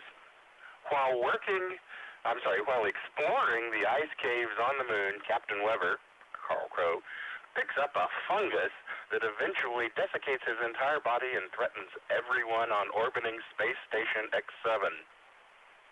Not to mention the Earth. Instead of proceeding with a highly necessary quarantine, a space-happy, or as they say in the movie, space rapturers, Colonel Cromwell, who is played by Richard Garland, decides to cover up Weber's death and not report the dangerous fungus. Can you believe it? Dr. Stoddard, Gabriel Curtis, his glamorous assistant, Faith, Dolores Faith, and Dolores' boyfriend, Major Towers, Gabriel Leslie, have no choice but to initiate a mutiny, even as the fungus keeps growing. There's that. Oh, and I finally discovered what Tom's been implying all this time when he says fine film. The secret code words were, it's a frankly insipid, nebulously esoteric film. Now we know what the word means. Okay, and so here we go, and here we are. Let us begin. Please make sure that your tray tables and seat backs are in the full upright and locked position, your seat belts are firmly fastened, and by all means, keep your hands and feet inside the car at all times while this ride is in motion. In the event of an emergency, if oxygen masks deploy, please put yours on first before helping those around you, otherwise you may pass out unexpectedly. Check-ins first, and then we'll do Echolink. Go slow, I'm new at this.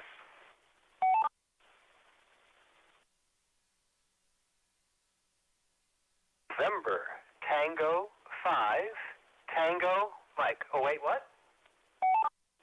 Oh, apparently I missed the word Echolink, sorry.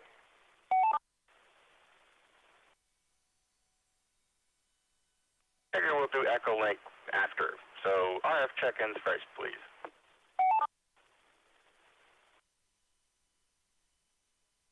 November, Tango 5, Tango Mike. Tony in Dallas. I'm sad to say I did not see the movie, and I'll be listening. Tis. Kilo. Golf. Number 5. Papa. Power. Kilo Golf. 5. Papa. Mike. And Richardson. Is that enough? That's low enough?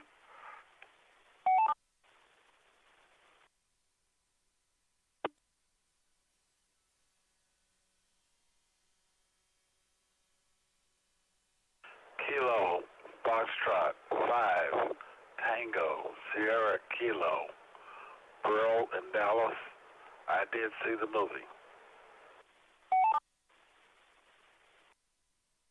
November, 5, Hotel, Yankee, Papa, Tom and Irving. Yes, we saw the movie.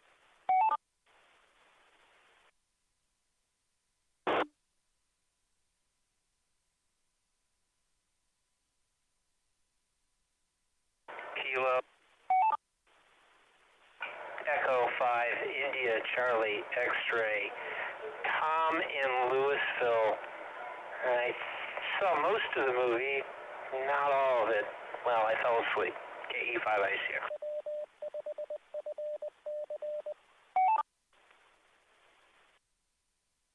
Whiskey Bravo 5, Oscar Zulu Lima, Brenda and DeSoto. Yes, I saw the movie.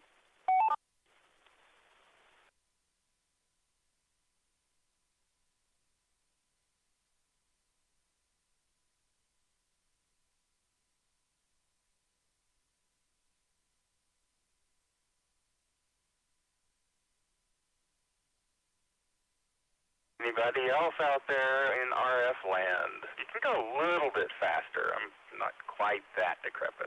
Almost, but not quite.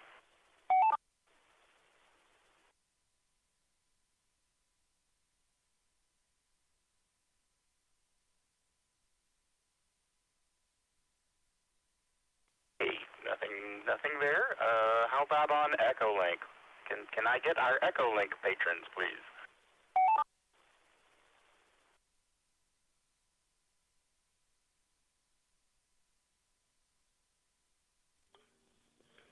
This is Kilo Golf 5, Papa Mike November, James Fort Worth. I saw the movie.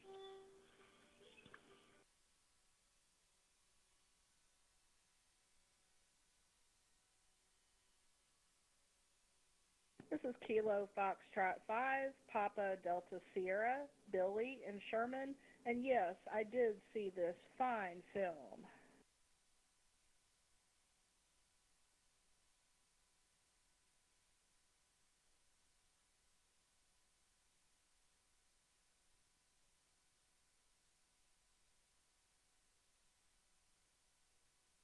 Okay, well that seems to be about it. We'll do another round of check-ins after people have had their time. So I don't know. We may as well get to it, I suppose. Tony, you said you didn't see it, but do you have any insightful commentary?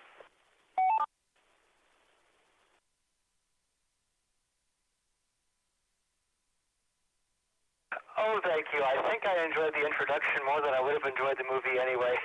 Thank you very much for stepping up. I'm going to enjoy listening. NT5TM.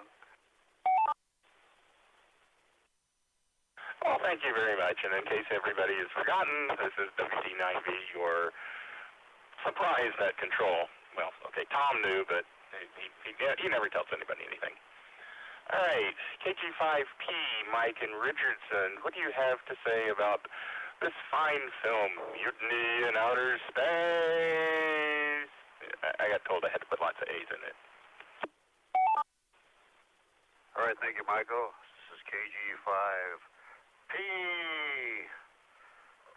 Yes, I did see the movie. I forgot to say I saw it. I was just so excited about this movie. I just lost track of important stuff. Well, usually Tom starts out with the plot, so I'll start out with the plot. Plot's done, big time.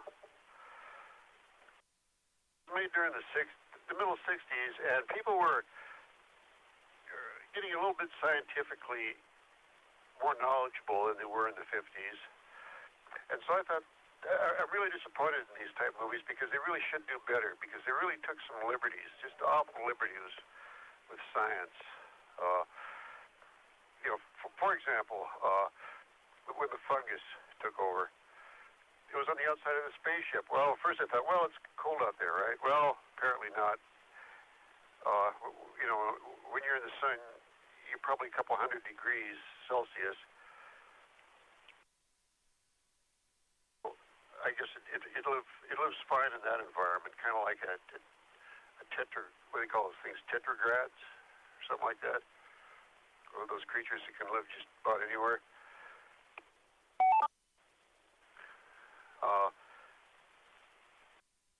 And it lived on the moon. It came from the moon, but they got it from some ice caves or something like that. But it must have evolved somewhere before it went into this state of dormancy, and we're pretty sure the moon is never hot. And I think even then they never thought the moon had gone through any hot phases. So that whole thing didn't make any sense. They had all this futuristic scientific stuff, and yet they still had 1930 style teletypewriters clanking away. The science was just awful. I thought perhaps this movie might have been Italian because the producer was Hugo Grimaldi, and I'm pretty sure that he wasn't Irish.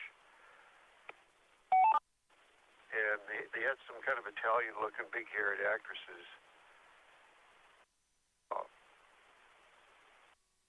Hot Lips and Lieutenant Babe and stuff. But Grimaldi, as near as I can tell, doesn't have much of a biography out there saying that this movie was Italian or that he did any Italian movies. He did some Hercules movies. He also did the first spaceship on Venus, which I think we had done. There's a couple other notable movies, such as the Fire Monster. Assignment in Outer Space, we've done that movie, and he was involved in that. He also did the Human Duplicators, the Phantom Planet. Oh, did I mention Godzilla Raids again? A bunch of stuff. But I just was kind of astounded how bad this movie really was. They were in a Walt Disney type of space station, and you'd think that the Coriolis Force would have done everybody in, but apparently not. Also, when they were on the moon, all these rockets with all these fins and stuff, realize that there's no air out there, so it's kind of pointless to have fins. And then they also mentioned that they were going to land on the space station. Really bad dialogue. You know, I always thought they could have hired maybe a high school student that maybe was an astronomy, an amateur astronomer or something like that, as a technical advisor. But that's all I got to say this time around. Back to that KG5P.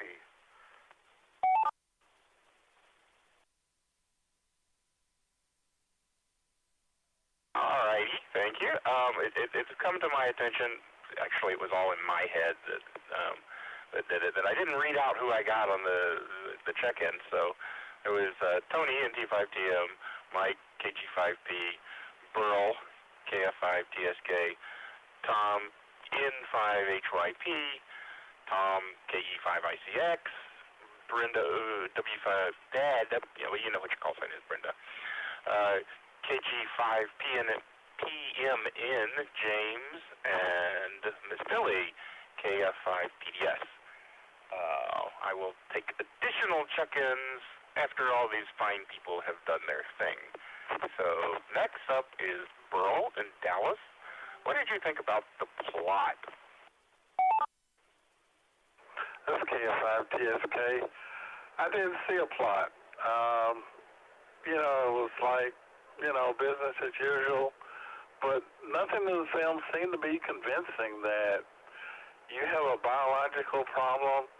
Nobody had any gloves or mask or was trying to do anything to kill the fungus, except use a fire extinguisher, which in a closed environment may not be the best thing to use because people are there. Nothing about the film seemed to be, I guess, realistic. That looked modern, but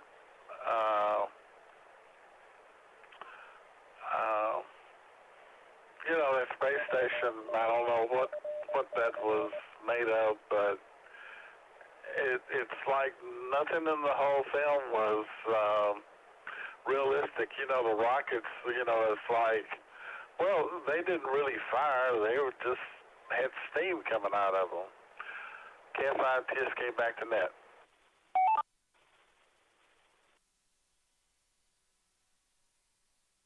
Thank you, Burl.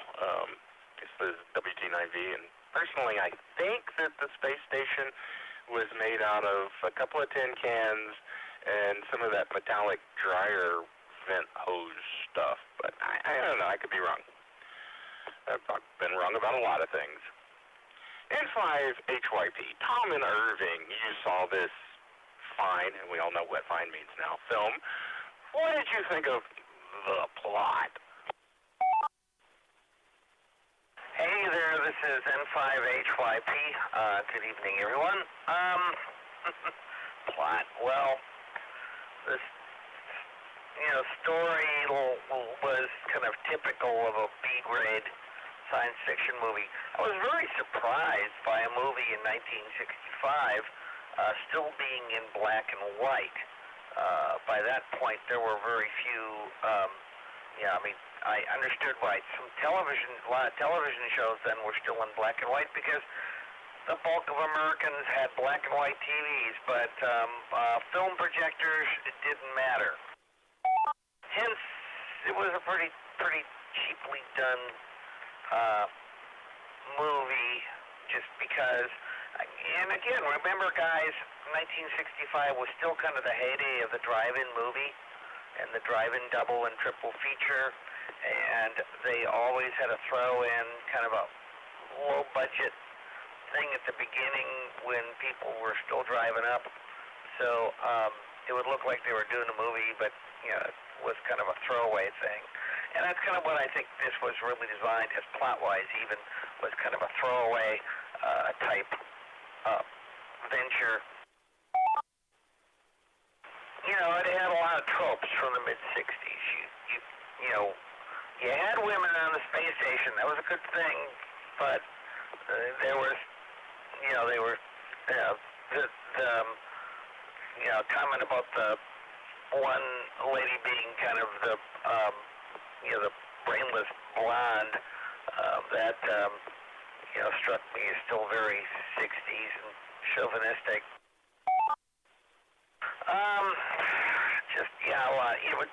It was okay. It had potential.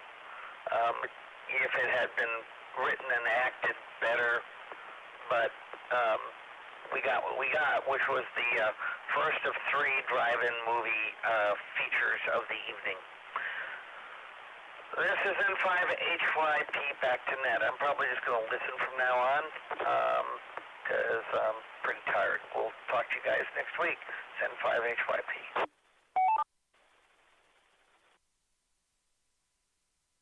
And this is KE5, or what am I saying? That's Tom's call sign.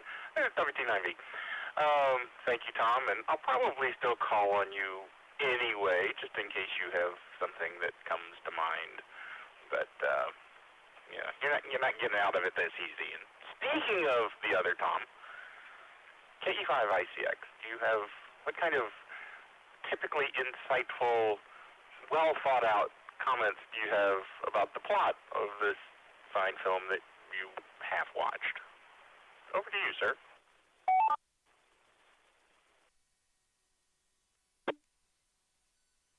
And this is KE5ICX. Okay, I gotta tell you something. I will admit something to everyone here, and that is when you are net control, which I've been in the past, I take copious notes, and then I augment and put little lines through it. I have a little star thing that somebody says something that's really brilliant. And then what I do is I repeat it as though it's my own.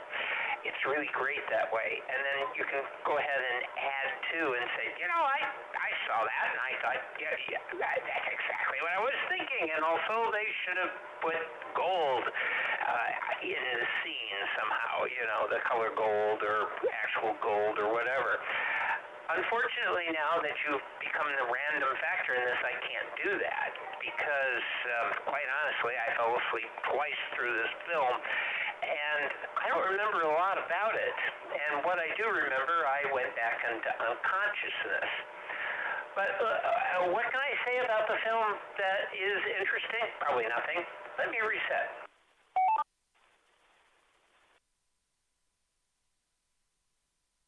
The one thing that I thought was interesting was we went to go see, and you are aware of this because you were there, we went to go see Ad Astra last week, and we talked about the film. There was a little bit of Ad Astra stuff going on in this film, which is a lot of blank space, nothing going on, huge areas with nobody actually doing anything inside of those areas, and people not really talking about anything that made any frickin' sense. So I noticed that. The fungus thing has been used before, where a little slide of material somehow or another ends up turning into this big blob of looks like Christmas tree ornaments that end up on top of the space station. That didn't make any sense. Everybody's yelling at one another. That's totally unrealistic. Well, in my office, it's everybody else at everybody anyway. So never mind, scratch that. People are yelling at one another. But in my case, everybody's over 60 now in my group, so we yell at each other anyway. But these people shouldn't be yelling at each other because they're not 60 years old, nor any of the other things that go along with that. Let me see. Let me think. The plot. Jeez, what plot? The fungus gets bigger and bigger, and then they figure out a way that I fell asleep during that they stop the fungus from growing, and everybody's happy, and very Star Trek-ish in that way.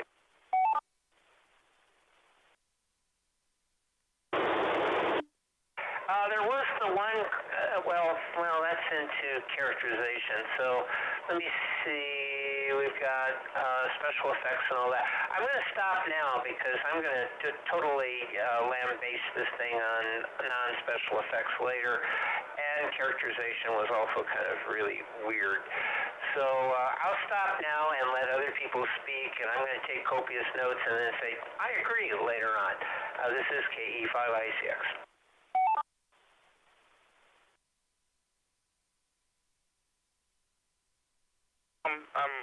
I'm a little disappointed that you didn't give me more to work on, because, you know, the whole reason I stole net control from you was so that I could go last and do exactly what you just said, and then you don't give me anything to work with. I was a little disappointed in you, sir.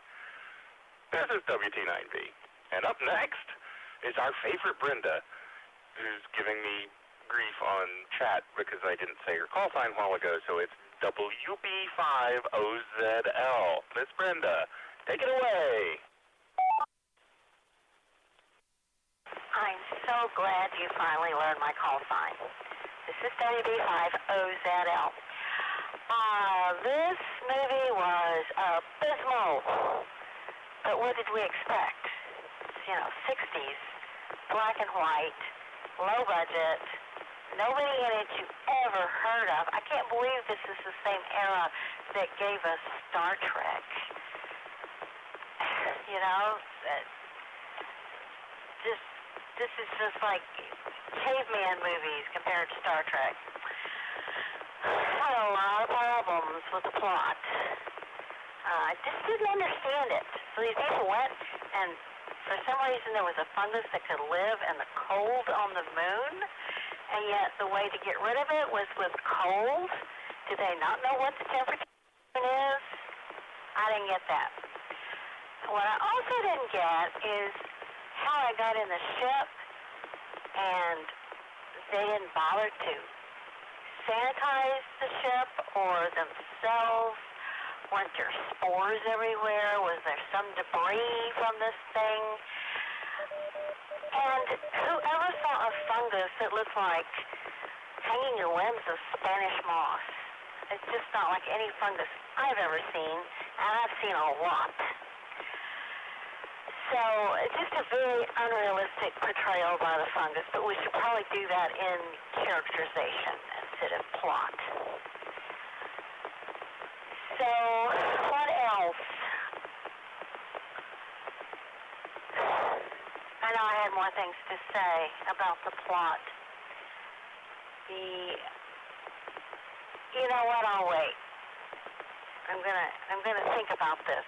Back to that. WB5OZL.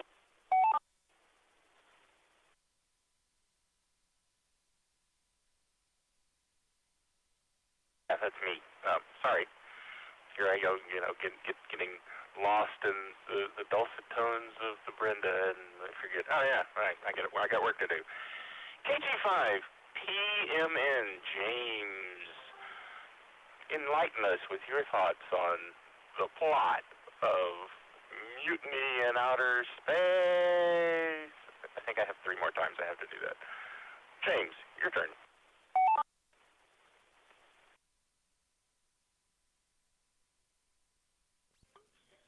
This is Kilo Golf 5, Papa Mike November. James over in Fort Worth. Yeah, well, it's a rather simple plot. I mean, they get a fungus in the ship, the fungus grows, and then they figure out how to kill it. I mean, yeah, what else do you do with the plot? The thing I couldn't figure out is how he actually got the fungus on him. Was it brought in on the spacesuit, on his spacesuit that he wore out, or... it showed a spot on his skin, I think. I don't know if he got that.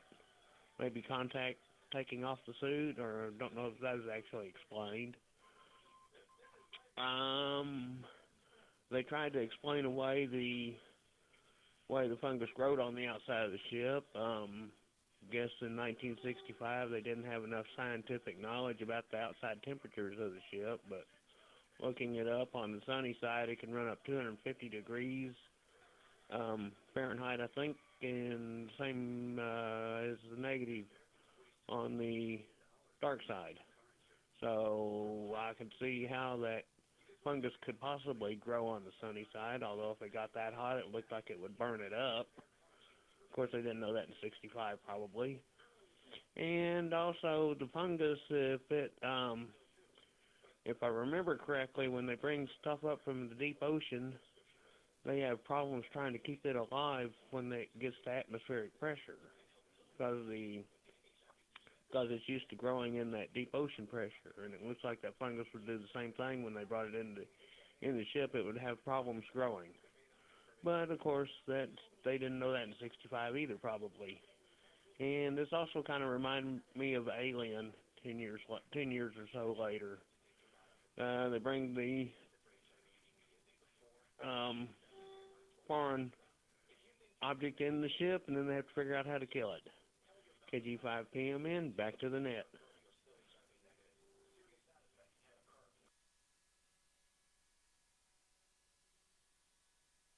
For anyone else that might be listening, this is the Afterglow Movie Net. We are talking about Mutiny in Outer Space. I think two more? One more. I'm losing count. Miss Billy, KF5PDS. You always have very insightful things, and I'm ready to take notes so I can hopefully not sound like too much of an idiot whenever it's my turn. What do you have for us tonight, Miss Billy?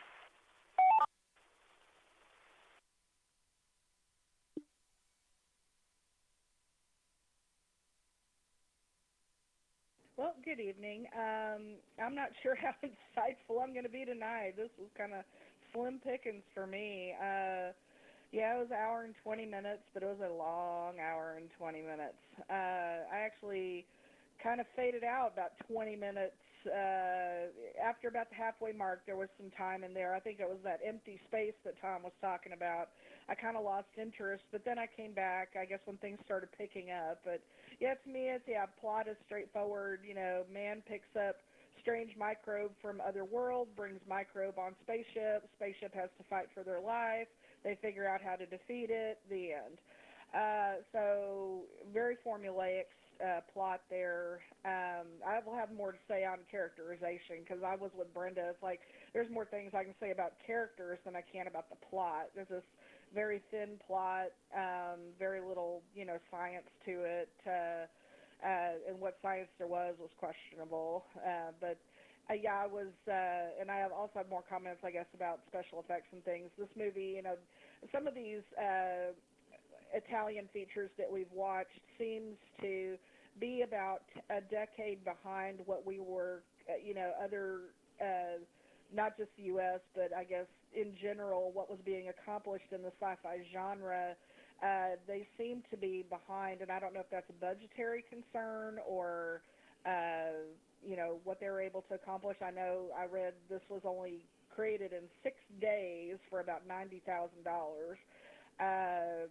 So, number one, they didn't spend a lot of time on it. So maybe fleshing it out a little more and putting more to it, had they taken a little more time with it, maybe it could have been more engaging. But yeah, to me, this plot was thin. It was, it moved along, but it did lag, and I lost interest in a few places. But I stuck it out to the end and watched it so that we could discuss it. But again, I'll have more conversation on characters, so I'll return it to you. So sorry I don't have anything truly, really super insightful to say here. It's KF5PDS, back to net.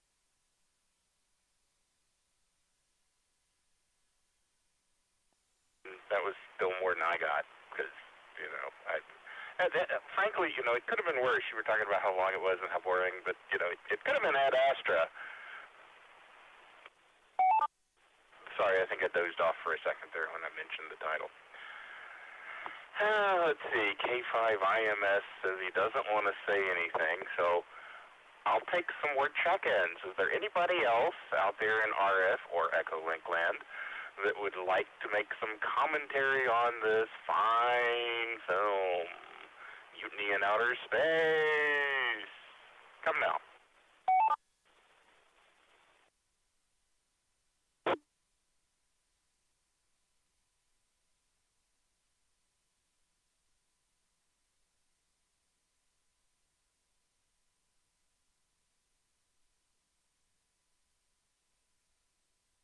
I guess maybe it's just us then, which is fine. And like pretty much everybody else there, but I mean, the plot was kind of straightforward and simplistic, and I don't know. I think this movie was probably about a decade late for its time and for what it was and for what it had and how abysmal the special effects were or weren't. More on that later, but I don't know. In 1960s, they did have women that worked in the kitchen. That was kind of a plus. I was amused by the teletypes in the background. Also, space raptors. What are space raptors? I don't know. To Tom's point on the yelling, I figured they were all just very angry with each other because they were plotting a mutiny and, right out in front of everybody else. And yes, thank you, Miss Brenda. It was Spanish moss. That's what it looked like to me. Anyway, since I just did the check-ins, I suppose it's time for characterization, the part everybody's been waiting for. So, Tony, if you're still out there, do you have anything you want to say about characterization or thoughts that you've had based on what we've had so far? Indy 5TM, Tony.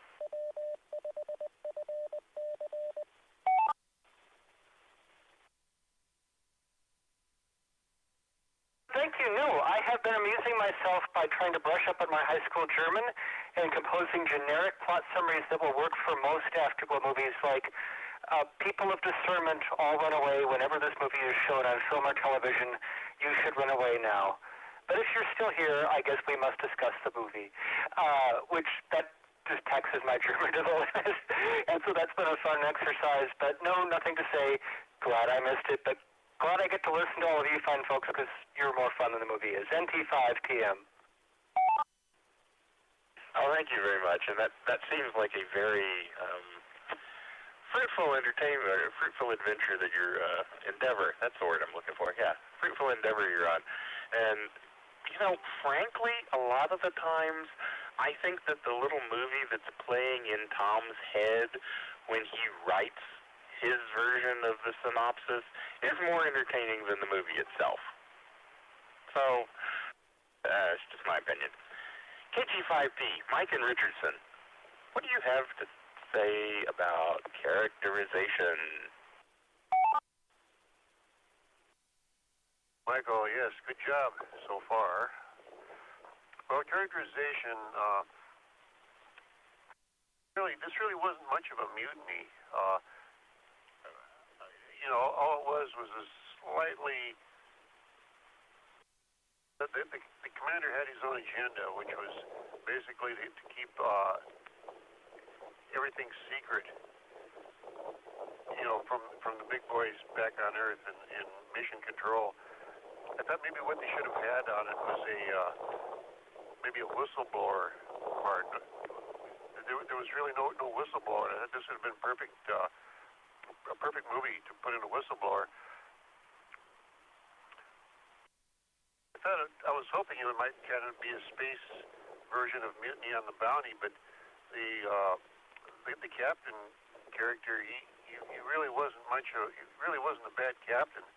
All he wanted to do was to keep the people on Earth from blowing up the spaceship, and he was everybody. If they told the truth, he was going to court-martial them, but he never quite said that. Played the typical roles, did a lot of screaming. That's always good. I think women should scream a lot. And an old macho man when they rescued the damsel in distress when she was freaking out when the fungus was coming at her. Nobody served any chicken sandwiches though. I think there was one thing where he asked her to serve some coffee, but that was about it. He had the farmer's daughter girl that was working in the lab that was growing all this stuff. I guess that was okay. She wasn't trying to produce her own hydrogen or anything like that, like they usually do.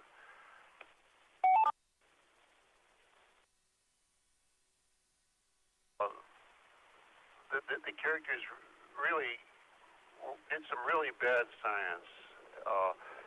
They were floating across space when they were docking, and they didn't even use the word docking. They were going to land on it.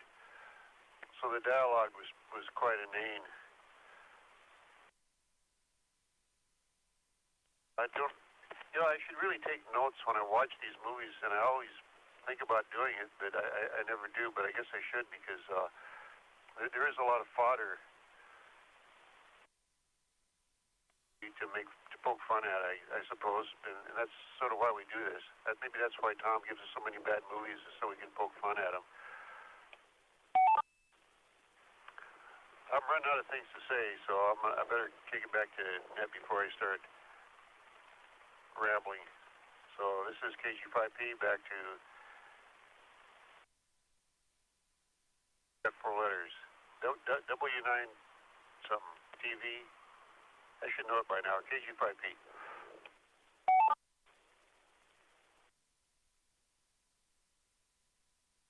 You could just refer to me as Hey You, but it's Whiskey Tango 9er Victor, in case anybody else has forgotten. Where's my list? I have my list around here somewhere. Oh yeah, there it is. KF5 TSK, Berlin, Dallas. What do you have to say about characterization? 5 TSK. I really didn't see anything in the movie that, was really outstanding. It was, just kind of a military type operation. Nobody was, really a civilian. One of the things I couldn't understand was the doctor a real doctor, or somehow I got the impression that he might have been a veterinarian. I don't know why a veterinarian would be on a spaceship, but it no one seemed to be, overly qualified, or nothing was scientific. I mean, no one got a microscope out to look at the fungus to figure out what it was. I guess I'd say it's just poorly written. KF5 TSK, back to net.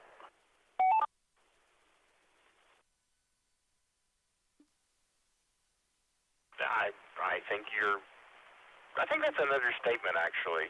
Poorly written. It was poorly a lot of things, but let's find out what else it was poorly with N5HYP, Tom and Irving. Let us know what you think about characterization.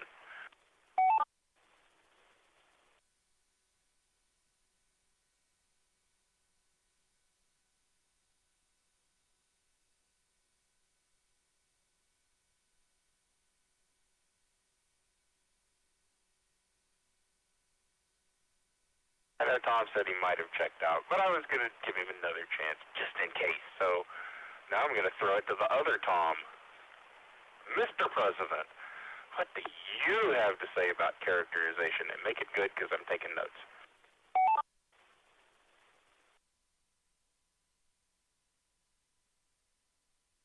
Oh, jeez. Who selected this movie? Everything about the characterization, everybody sees these characters. We're expecting astronauts to act like astronauts. Well, they sort of do, and they don't act rationally. So Towers and Weber, I don't know, whatever the hell they're doing. They're coming back from their moon thing, and they land, and we're going to have a great time here on the station, and then suddenly, poor Dan dies, or tries to die, and he's got all this fuzz all over him when it's all said and done. That was pretty weird. Now, there was the gal, let's see, I can't remember her name because I went unconscious a couple of times last night watching this thing. She was the one that kind of acted like, I'm really in control, and kind of the person who was kind of in the background manipulating the guys. That never happens. Well, yeah, it does, but not in black and white.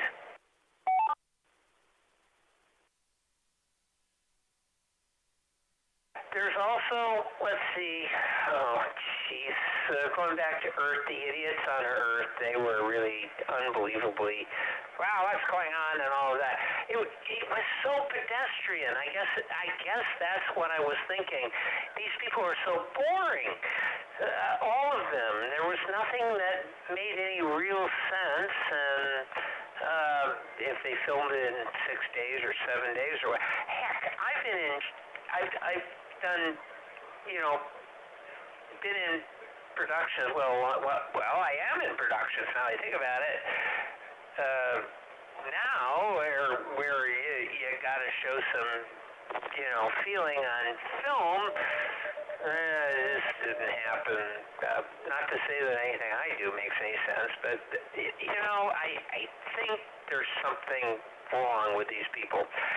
Maybe the whole problem with all of this is that if you're going to go into space, you've got to have an organization that makes sense. Maybe that has something to do with it. And then the characters could, like a Starfleet or Starfleet, 2 words or 1 word, Starfleet or Starfleet. And you go into space and you have a purpose. You make things happen. You force people to do things. You talk computers to death. You stop the evil alien forces from attacking the neutral zone. Oh, wait, that's that TV show, which this is not. I don't know. I fell asleep twice. Now I'm getting little messages over the intercom thing, and they're going, what? What are you talking about? I don't know. What was the mutiny about? Oh, wait, that's part of the plot. I don't know. Cromwell, who? Okay, I have to tell you, I fell asleep through most of this movie. Back to net control. This is KE5I6.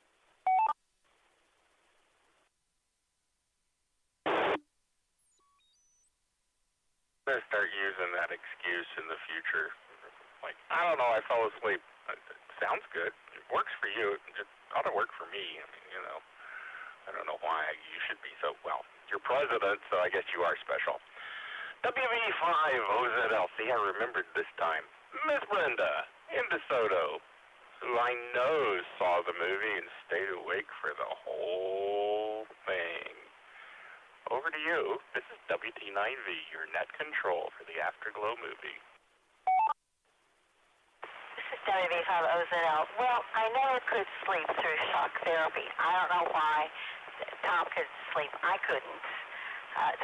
Just too many jolts, too many volts, and there was no sleeping for me. The most interesting character was the fungus. I love the noises it made, the little squeaky noises, kind of mouse-like. Even in outer space, when they killed it, it went, this little squeaky noises. It was so cute. So I have not seen fungus make noises yet, but I'm looking. I thought the people in this movie were just insipid. I couldn't tell them apart. They all looked alike. Mostly all acted alike. And the portrayal of women was so 60s. And that one scene where the woman just falls apart and the man slaps her and she goes like, oh, thank you. I'm going, oh, that is just pathetic. So cliched and so 60s and so wrong. And they can all have women dressed in these really tight costumes. What is that about? So, it's just very degrading, like most 60s space science fiction movies were toward women, objectified them and treated them like they were idiots, even if they were pretty smart. Let's see, what else about characters? Yeah, none of them were very smart. They just weren't like real people.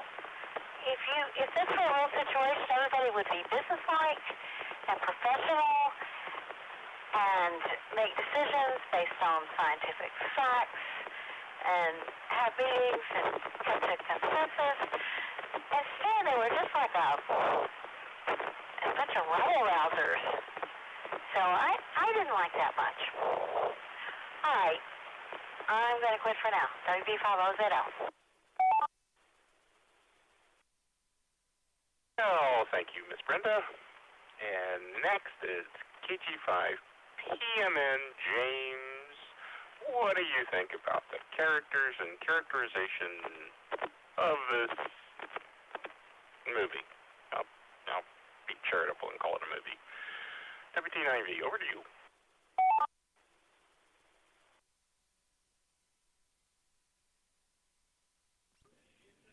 This is KG5PMN.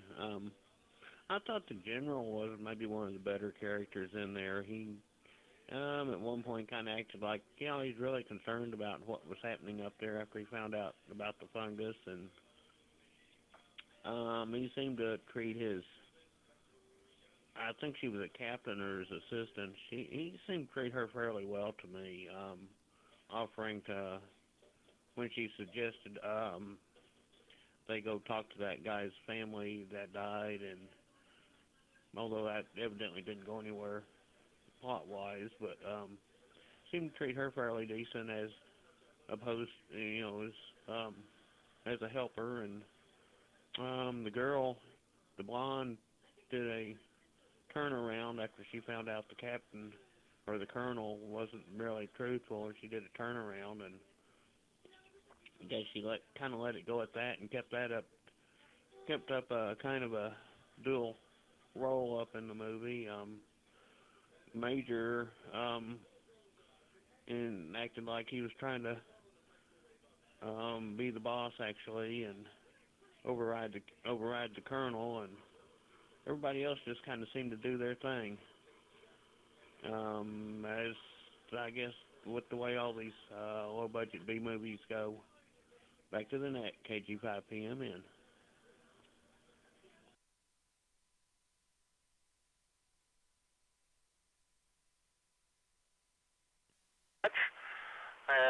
Yeah, I can't disagree with any of that because it's all right. KF5 PBS, Miss Billy, what do you have to say? You said you had some stuff to say. Tell us what you got to say.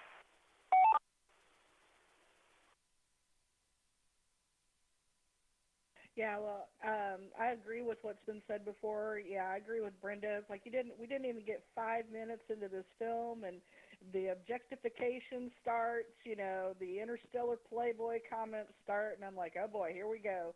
And I was like, it'll only be minutes before the chicken sandwiches and coffee start floating around. But no chicken sandwiches though. We look for this kind of stuff, the chauvinistic attitudes, the objectification of women, all these kind of things seem to be part and parcel of, the films of the era. But this one just had a field day with it. When they were making the snarky comments about the women before they landed on the space station, I was like, wow, okay. Some tone to set. But yeah, it's like they get there and they're all like boyfriends and girlfriends, and yet, like Brenda said, they're not professional. They're supposed to be part of a military organization, and they're all up there growling at each other and going like ruff, ruff at each other, and I was just howling. I thought that was just ridiculous. I agree that the general, he seemed to be the most professional and militaristic, but he cared. Yeah, I agree with that comment. I thought that was kind of stand up to him too, to want to send somebody around and take the lady with him to go deliver the bad news. And it was very sensitive to realize it was going to be bad information and that somebody should be there. And I thought, wow, that really was kind of a stand up moment for the film. And then that was it. They had a cool teletype machine. I always like to see those in action. And the modern furniture was really cool. But other than that, it's like I think they'd throw that stuff in just to make up for the bad acting. I liked the squeaky Spanish moss. I did think that was kind of cute. It would have been better if they had gotten a little more menacing plant like kudzu, because that's a plant you just can't get rid of, and it gets everywhere. If you've ever been to Georgia, you've seen it carpeted in kudzu. So I think that would have been a better plant choice. But Spanish moss, I don't know. It was a low-budget film, I guess. But, and I got a little tired of all the Faith jokes because the scientist's name was Faith, taking it on faith and making a, don't lose faith at the end, and, that knowing glance and all that. That was just corny. When she was trapped in the lab and they had to swing the overhead to go get her, you could tell his feet were not dangling. He was stepping on a box or a row of something, to make it look like he was crossing it. But you could tell his legs were not swinging freely. And why didn't they have her jump so that they could have made a joke about it was a leap of faith? They missed out. They missed a good faith joke. So, I lost. They didn't lose faith in the end, but I lost faith. It just, it went downhill pretty fast. Characterizations were just typical of the period. You had the astronauts 1 minute they're interstellar playboys, next minute they're, fixing everything and going to take charge and all that. And I agree with the slapping comment. They had the space raptures. That was the excuse for all the hallucinations. And although that is a valid thing to address, if you're a long time on a space station, you might go a little loopy. It reminds me of a Ren and Stimpy cartoon back in the day called Space Madness. It was definitely an issue to address. If you were a long time serving on a station, you might suffer some ill psychological effects. So I think it was prudent for the story to go with that and to have someone like what happens if your commander of your space station does, suffer a psychological, harm to where he can't command. What are you going to do? But the way that it was handled was just so boring. It's like they subdued him, and then he came back and was like, I'm going to mess with the gravity. And they're all just like, oh, dear God. And then he's like, I'm going to mess with the airlock. And they're like, if he does that, we could get sucked out. I mean, it was just the dry delivery. It's like, come on, give it some suspense. That's probably about the part where I tuned out and kind of tuned back in and then started to fade again. There was just no conviction. There was no buy-in. You just were there watching these people, but it created no suspense. They missed out on so many great moments, but again, they filmed it in 6 days. They should have taken more time with it and developed the characters. Otherwise, it could have been a good film, or a better film. It was, to me, a B-, C+,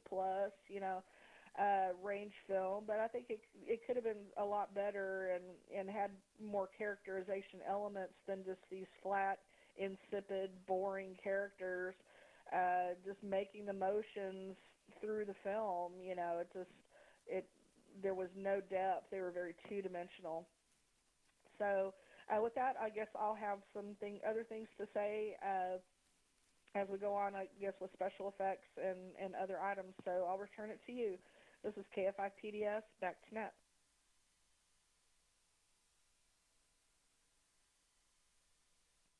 Miss Billy, as always, your evaluation of the aspects of the film is very insightful. Well,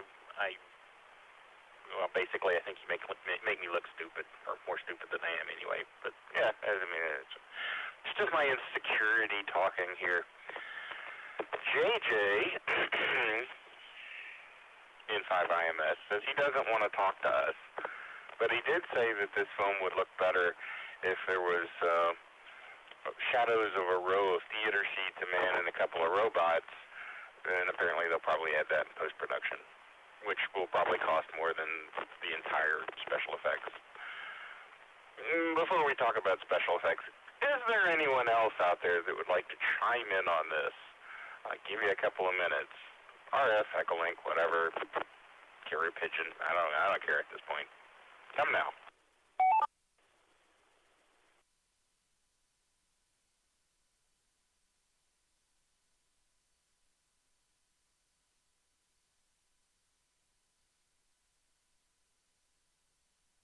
Apparently somebody captured the carrier pigeon and isn't letting it out.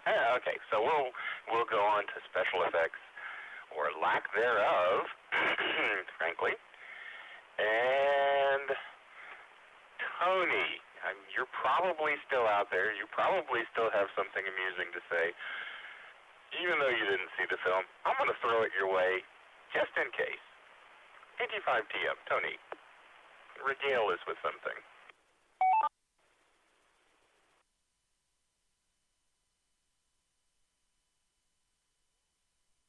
It would have been pretty easy to laugh and enjoy the space fungus, but I didn't get to see it.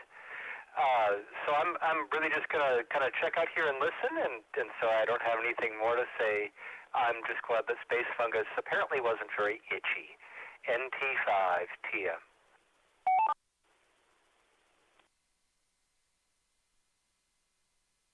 It wasn't, but it really did leave a terrible rash.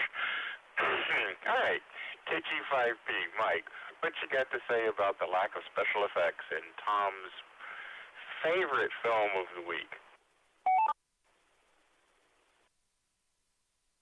Michael, it's KG5P. Well, the only thing worse than the acting, I think, were the special effects. I was interested in what Billy said about the kudzu. Actually, the kudzu, I think, is a more formidable foe. They could have had a kudzu attack. Well, I never saw kudzu until I got married and went to Alabama. My wife was from, and I remember driving down the road with her uncle, and I'd never seen kudzu before. And it was all over the side of the road, see, in the barrel pits and everywhere. I remember asking her uncle what that was, and he said, that's kudzu. You know, and with the Alabama accent, I didn't quite catch the word, but I figured out what it was later. If you don't know what kudzu is, it was brought over. It's not an indigenous plant. It was brought over from I don't know where it was from, but somebody planted it because they thought it'd be good cattle fodder. And the thing is, it's like rabbits in Australia. You know, it just turns into a pathogen, and it just gets over everything. It'll grow up telephone poles and start going down the wires, and it would get these old houses back there off the roadways, and it would totally cover a house. You know, this green shape of a house, just totally covered with kudzu. But they've been able to eradicate it over the last, 20, 30 years or so. And you don't see any kudzu anymore in Alabama. And I sort of like it because I kind of miss the stuff, to tell you the truth. But then I didn't have to deal with it. The space station was, I guess back in those days, they thought that space stations were supposed to be wheel-shaped. And it was flopping around, and I don't know, because they're having trouble with their anti-gravity. Now, they could figure out anti-gravity, but they couldn't figure out how to send messages with things other than a teletype. And the TVs, the picture tubes were round. You know, CRTs were round. And I think even in the 60s, they no longer used round CRTs. I mean, obviously they didn't have flat screens, but round picture tubes on their TVs. And the radio was this big, humongous thing with a big speaker in it. The only thing missing on it was a sign that said walkie-talkie. I don't know what I'm talking about. That's the case, you didn't recognize what it was. You know, you know it was a walkie-talkie because it weighed about 300 pounds and had a big speaker on it.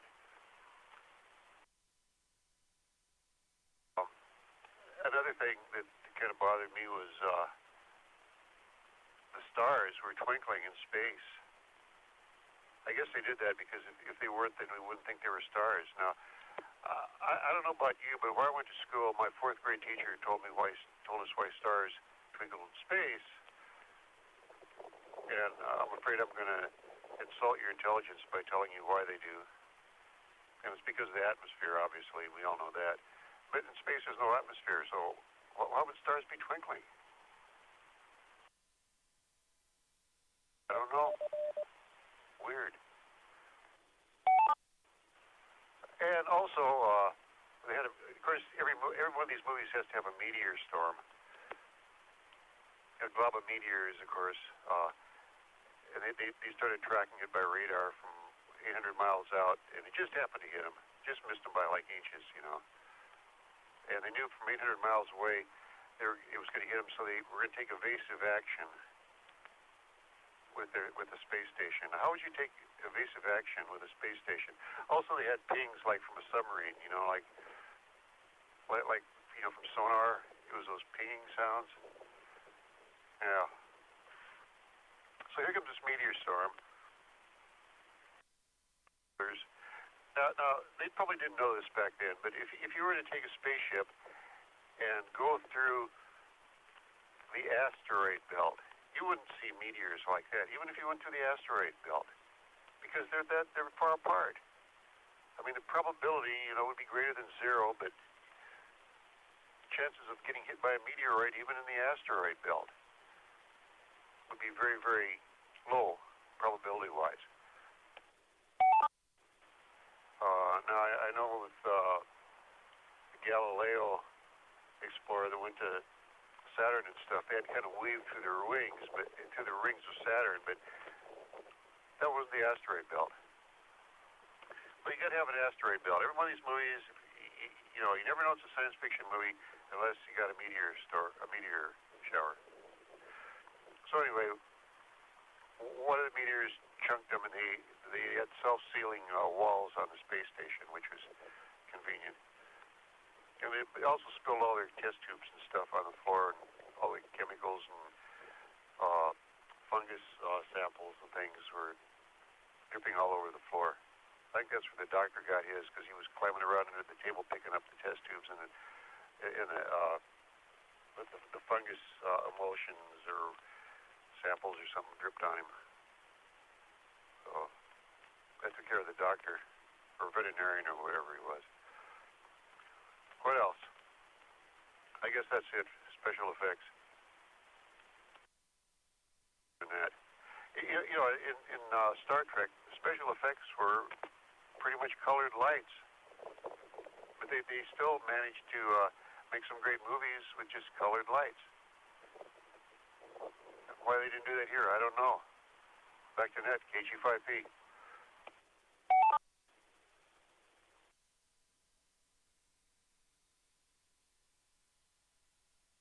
I don't know either. They probably didn't have the budget. I figured they spent about $12 in 2019 money on this, on special effects. And I just remembered, I forgot to talk about characterization. Of course, all I really had was that I thought Weber sounded like a young Elvis Presley.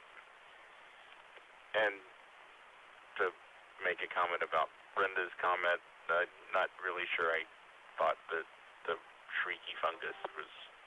I thought it was disturbing, not cute, but what do I know? And I looked it up while you were talking. Kudzu came from Japan, like a green Godzilla or something. Anyway, I digress. Back to special effects, or lack thereof. KF5TSK, Burl, what do you have for us on the horrible special effects of Tom's favorite movie? This is KF5TSK. Well, one of the things that really bothered me throughout the movie is I saw them close one of the doors. You know, it was built like it was a submarine or ship bulkhead, and they closed it, and it didn't close. It came open again, and it looked like it was just a wooden or paper door. It was so many things that was technically incorrect.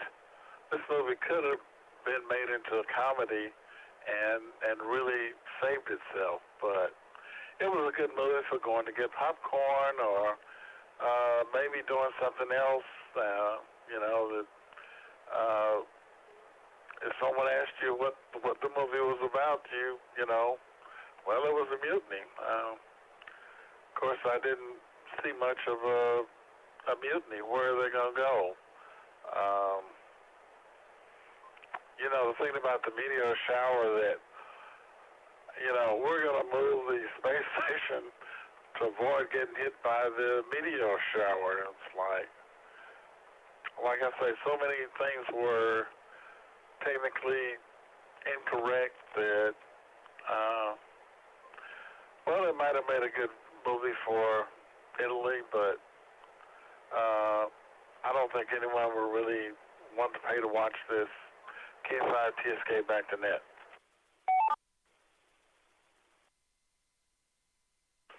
The WT9V Afterglow movie net. And you're right, and it's been mentioned a couple other times by other people that it wasn't much of a mutiny. I mean, it was kind of I don't know. It was a disagreement in space, outer space. It wasn't really a mutiny at all. I mean, they sort of thought about it, but then the general down on the ground told them, yeah, do it. So it's not a mutiny at that point. Yeah, whatever. All right. N5HYP, Tom in Irving, can you save us from this? This is WT9V. Over to you.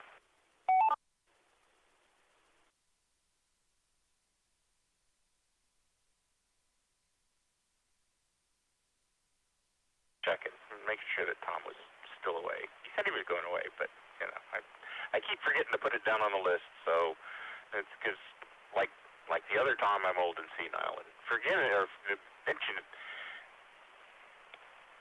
And speaking of the other Tom, and words and how they work, which I sometimes have problems with. Okay, I'll shut up now. Tom, KE5ICX, get me out of here.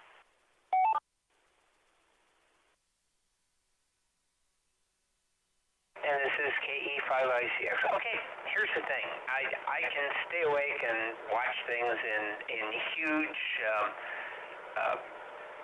large bites, like 20 or 30 seconds.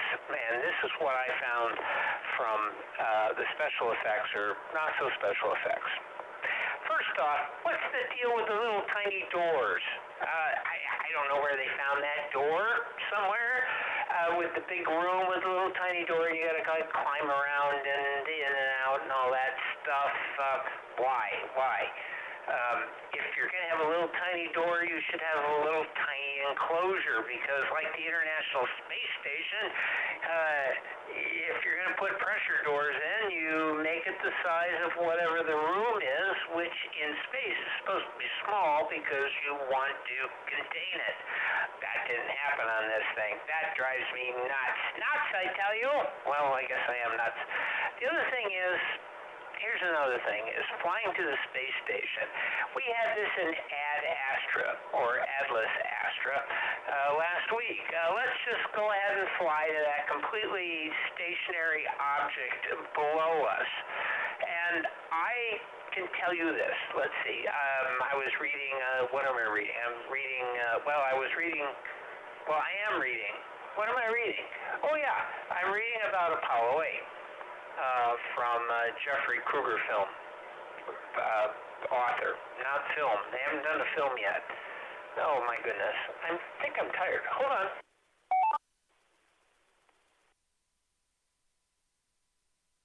And one of the things they did in one of the Gemini missions is they thought, well, we're going to go ahead and maneuver the spacecraft closer to the Titan second stage.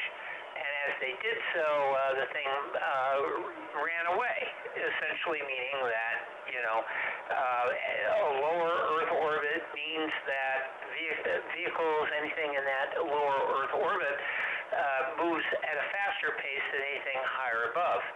Well, I'll tell you, NASA didn't know that, except in 1965. They did. Unfortunately, this movie didn't bother to check the latest newscast, and as such, they just went in a stationary thing.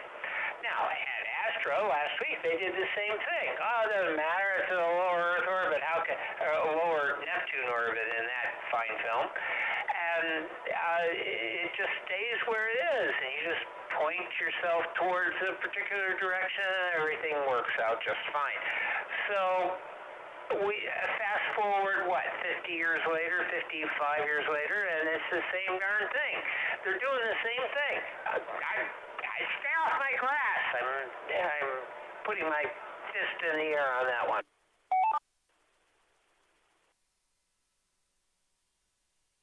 Some more stuff about gravity and rotation and all of that, because this is my thing.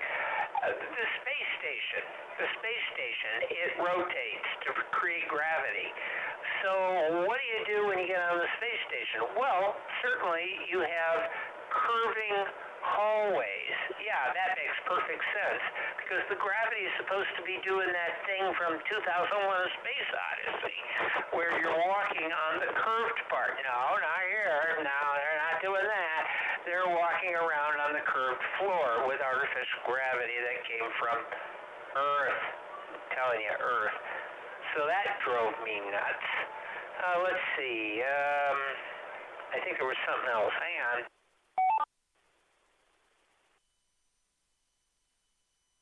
Oh, here's a common problem. And the only people that ever got this one right is Babylon 5. And that is when you, in this case, when you dock with a space station and it's rotating around, which it is. By the way, there was a telescope on that thing too. But the spaceship docks. Does it dock? Oh, I can't remember. At any rate, they walk through the doorway and, the curved hallway. Again, the same thing. They manage to go through the airlock, and they come on board, and they're walking in the curved hallway. But I will say this, I blew that apart because I was trying to remember. But anytime you're going to go to a rotating structure, the thing that really matters is that as you attached to the rotating structure, that's gravity being pointed outward, centrifugal force. So you want the darn thing to, you have to climb out of the hole. The only place where I've ever seen that done correctly is on Babylon 5, that station out in, wherever it is. And when they breach the station, they come on board and they have to climb out of the hole, because that's what it is. And somehow or another, they always get that wrong in these movies. Okay, that's it on the special effects. KE5ICX.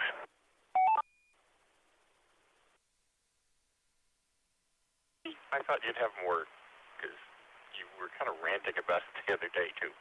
But very good points, and it's very, very true. So now we're going to toss this hot potato over to Brenda, WB50ZL, and see what she has to say. I've heard she's probably going to talk about little doors, too, but maybe that's just a rumor. Brenda, what you got for us? WT9V. Hey, I did want to talk about the doors, and I had planned to, and never mind, other people have done so. I want to mention that this must have been some old submarine set where they had the doors, and they just inherited it. Now, I just want to know how they spent $90,000 on this movie. I just don't see $90,000 worth of value here. They spent 6 days making it. They had untrained, no-name actors. There wasn't any shred of talent anywhere in this movie, but they spent $90,000. I just want to know where the money went. But they're probably not going to tell us. Now, I'm just fascinated by this fungus that attacked this guy, and I keep trying to think of what this reminds me of. I think they recycled an old werewolf mask, because that's the only thing I can think of when I saw him. Was like, his face is covered with hair. What's up with that? So I did some research on fungi, and I heard something interesting. They're genetically more like animals than they are like plants. So watch out. And vegans probably can't eat mushrooms now. So why didn't they just shave it off of him? Would that have worked? Or, and I hesitate to bring this up, bikini wax strips, would that remove fungi? Or other household hints. I looked it up. There's all kinds of things you can do for fungus, like tea tree oil and apple cider vinegar and all kinds of household items like that remove fungus. They didn't try any of those. And they should have looked it up. I'm sure they had computers and they could have Googled household hints, but no, they didn't. So, backing up a little bit, plot holes. The guy who was in the coal thing, they never did follow up on him. I don't know whatever happened to him. And the whole concept of the coal is going to kill the fungus just doesn't make any sense to me. So, yeah, this movie was a turkey. Back to that, WB5OZO. Well, thank you, Miss Brenda. And yes, it was a turkey, but that's pretty much what we do around here. Tom's Turkey Movies. Yeah, okay, whatever. KG5PMN, James. Enlighten us, please. What do you have to say about, I'm not even good, the unspecial effects of this movie?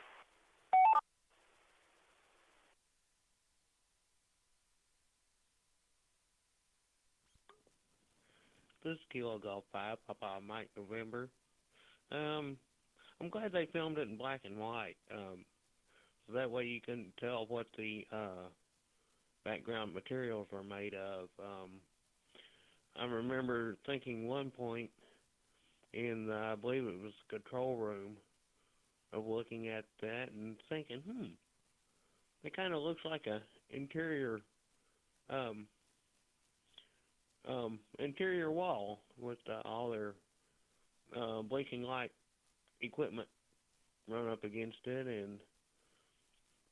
and when they got down in there, they were running around in the tunnels, I guess the lower parts of the space station, and maybe kind of looks like the tunnels in a athletic stadium. I don't know, and maybe when they with their low budget, they had a pink boa in the laboratory that they were trying to pull along. Who knows? Maybe it's a good thing it was filmed in black and white. Back to the net, KG5PMN.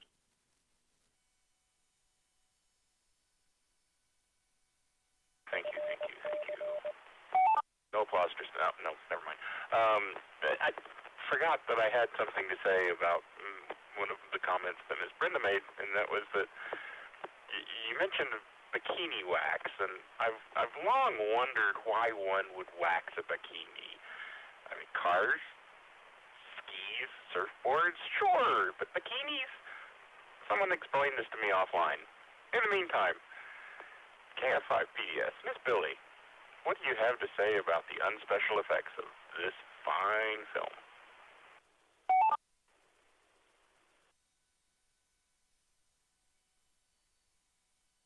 Well, yeah, they were pretty unspecial.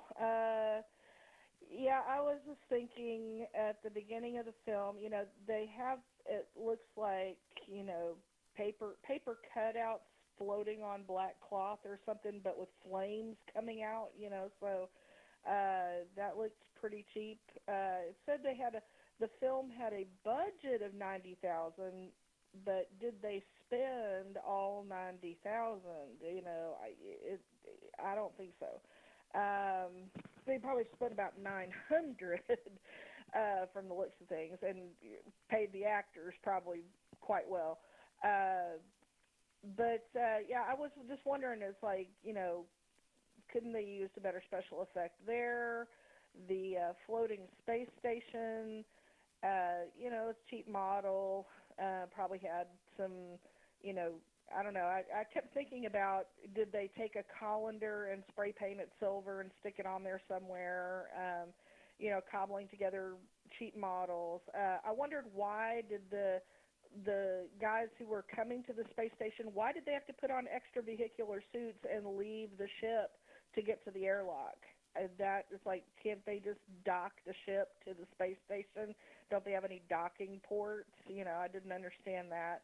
I noticed, Tom, also them not walking on the interior wall like they should have been, a la 2001. Yeah, I caught that. In the spaceship, when they were getting out and they were taking the straps off, they're supposed to be in 0G. So what did they do? They just walked in slow motion because they didn't have any wire work going on, nothing to suspend the actors to make it even try to look somewhat believable in 0G. They just stood on the floor of their spaceship and just moved in slow motion. It's probably what we would have done as kids, I guess, to pretend like we're floating or something. But yeah, it's like, really? It's like you're not even going to try to simulate, 0G.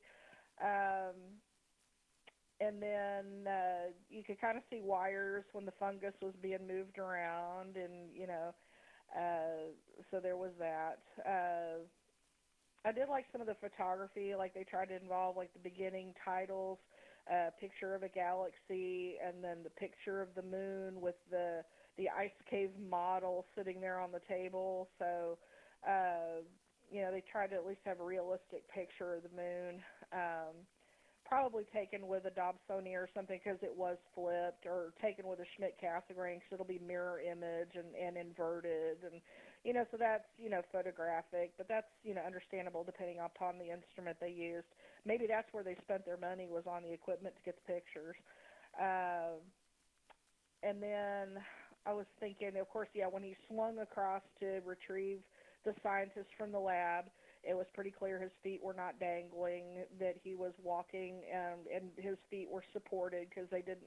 His waist didn't look like it was pendulum swinging from the arms, moving across the, where he was using the scaffolding on the framework of the roof to get over the ceiling to get over to her.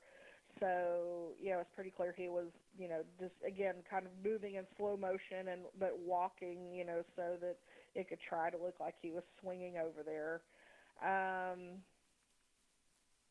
And, there's nothing else of note that leaps to mind. So those are just the things that I recall thinking as the film was happening. So I guess with that, I'll return it to you. This is KF5PDS, back to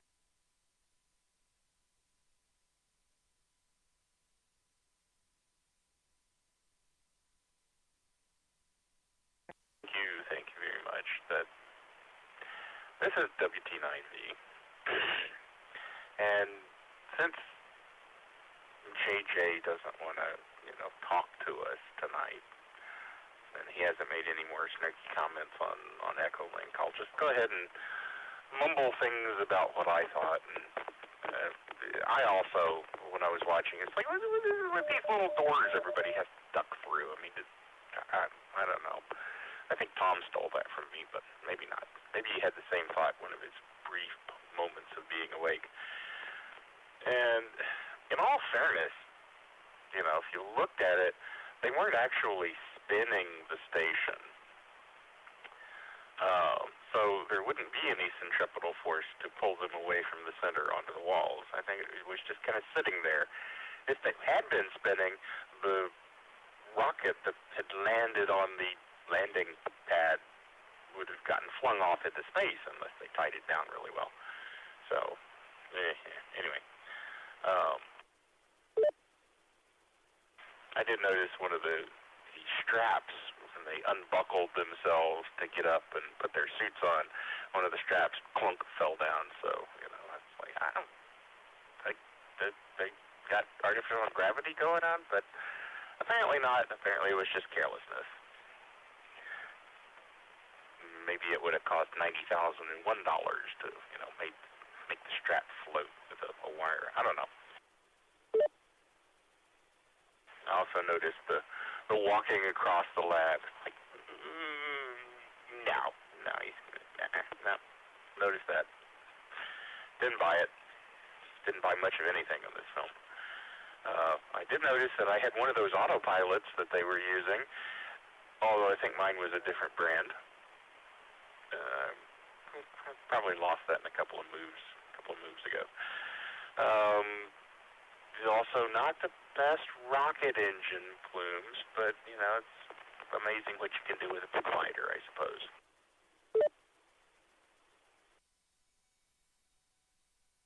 And also made a comment that Mike used, about the stars not twinkling in space, except in this film. So, yeah, the special effects were very unspecial and pretty terrible. I guess I will, give them a moment to see if there's anybody else that wants to chime in on this at this late time. Otherwise, we're going to wrap it up. So, if there's anybody else out there that wants to chip in, now's your chance.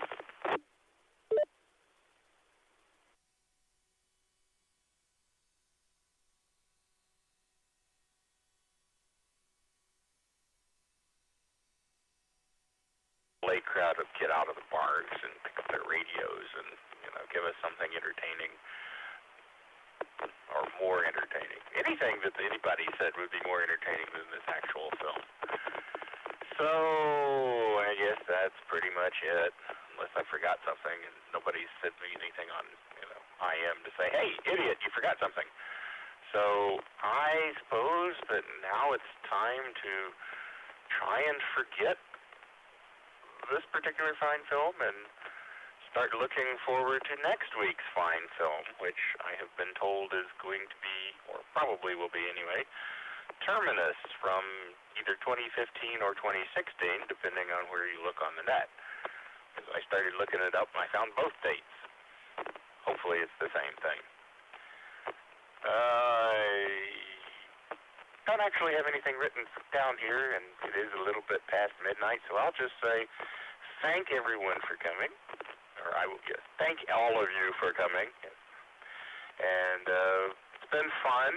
I don't know if I'll ever get to do this again. Brenda and I lock the microphone up so that I don't ever get a chance to, but it's been a lot of fun, and I hope y'all enjoyed it, and a little change of pace. Y'all have a wonderful night. I'm going to shut down the Afterglow Movie Net now at 12:07 a.m. I sound awfully formal. Good night. Y'all have a great night. This is WT9V.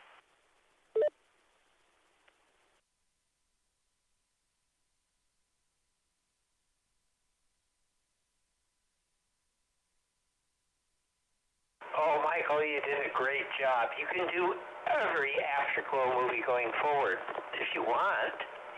JE5ICX did a great job. Thanks. Yeah, you did a great job, Michael. This is WB5OZL.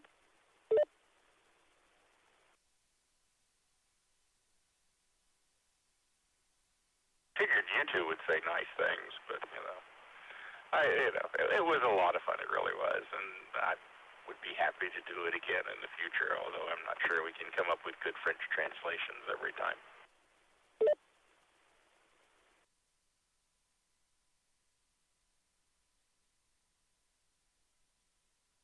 No, that was great. Your roommate did a great job. So, vive la France and vive la Quebec.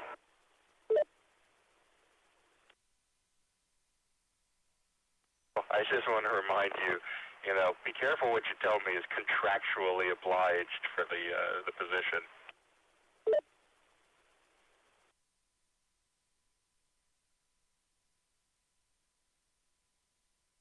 Oh, I should have figured you'd come up with some sort of flash pen pull out, and you did.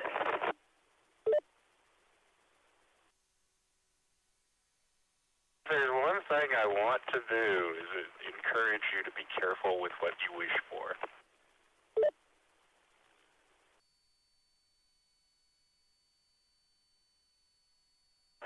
Mark III. Well, and everywhere else. Mr. Fantastic.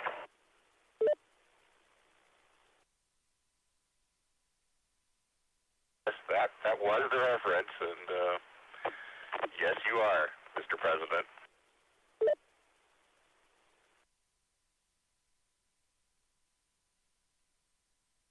Oh, 2 more months and I don't have to be. This is looking good. By the way, anybody watching or listening, MeTV has the new widescreen version of Lost in Space. They've recalculated this week. They've done the bigger screen thing because they have a higher definition. Thanks to Kevin Burns, who found some tapes and was able to do it from the old, was it 1 inch, 2 inch, whatever. The video looks pretty good right now. Not perfect, but pretty good. So they've restarted Lost in Space in a new widescreen format. KU5I6.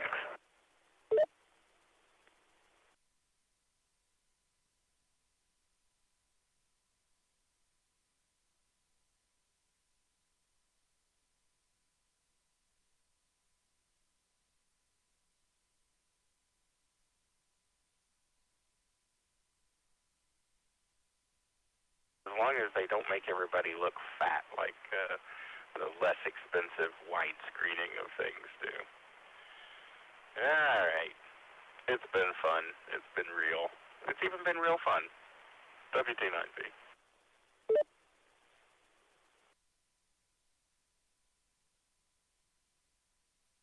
Okay, Michael. Catch you later. Thanks. You did a really great net. I really enjoyed it. And this is KE5ICX. I'm clear. I'm shutting down the video and all that other stuff.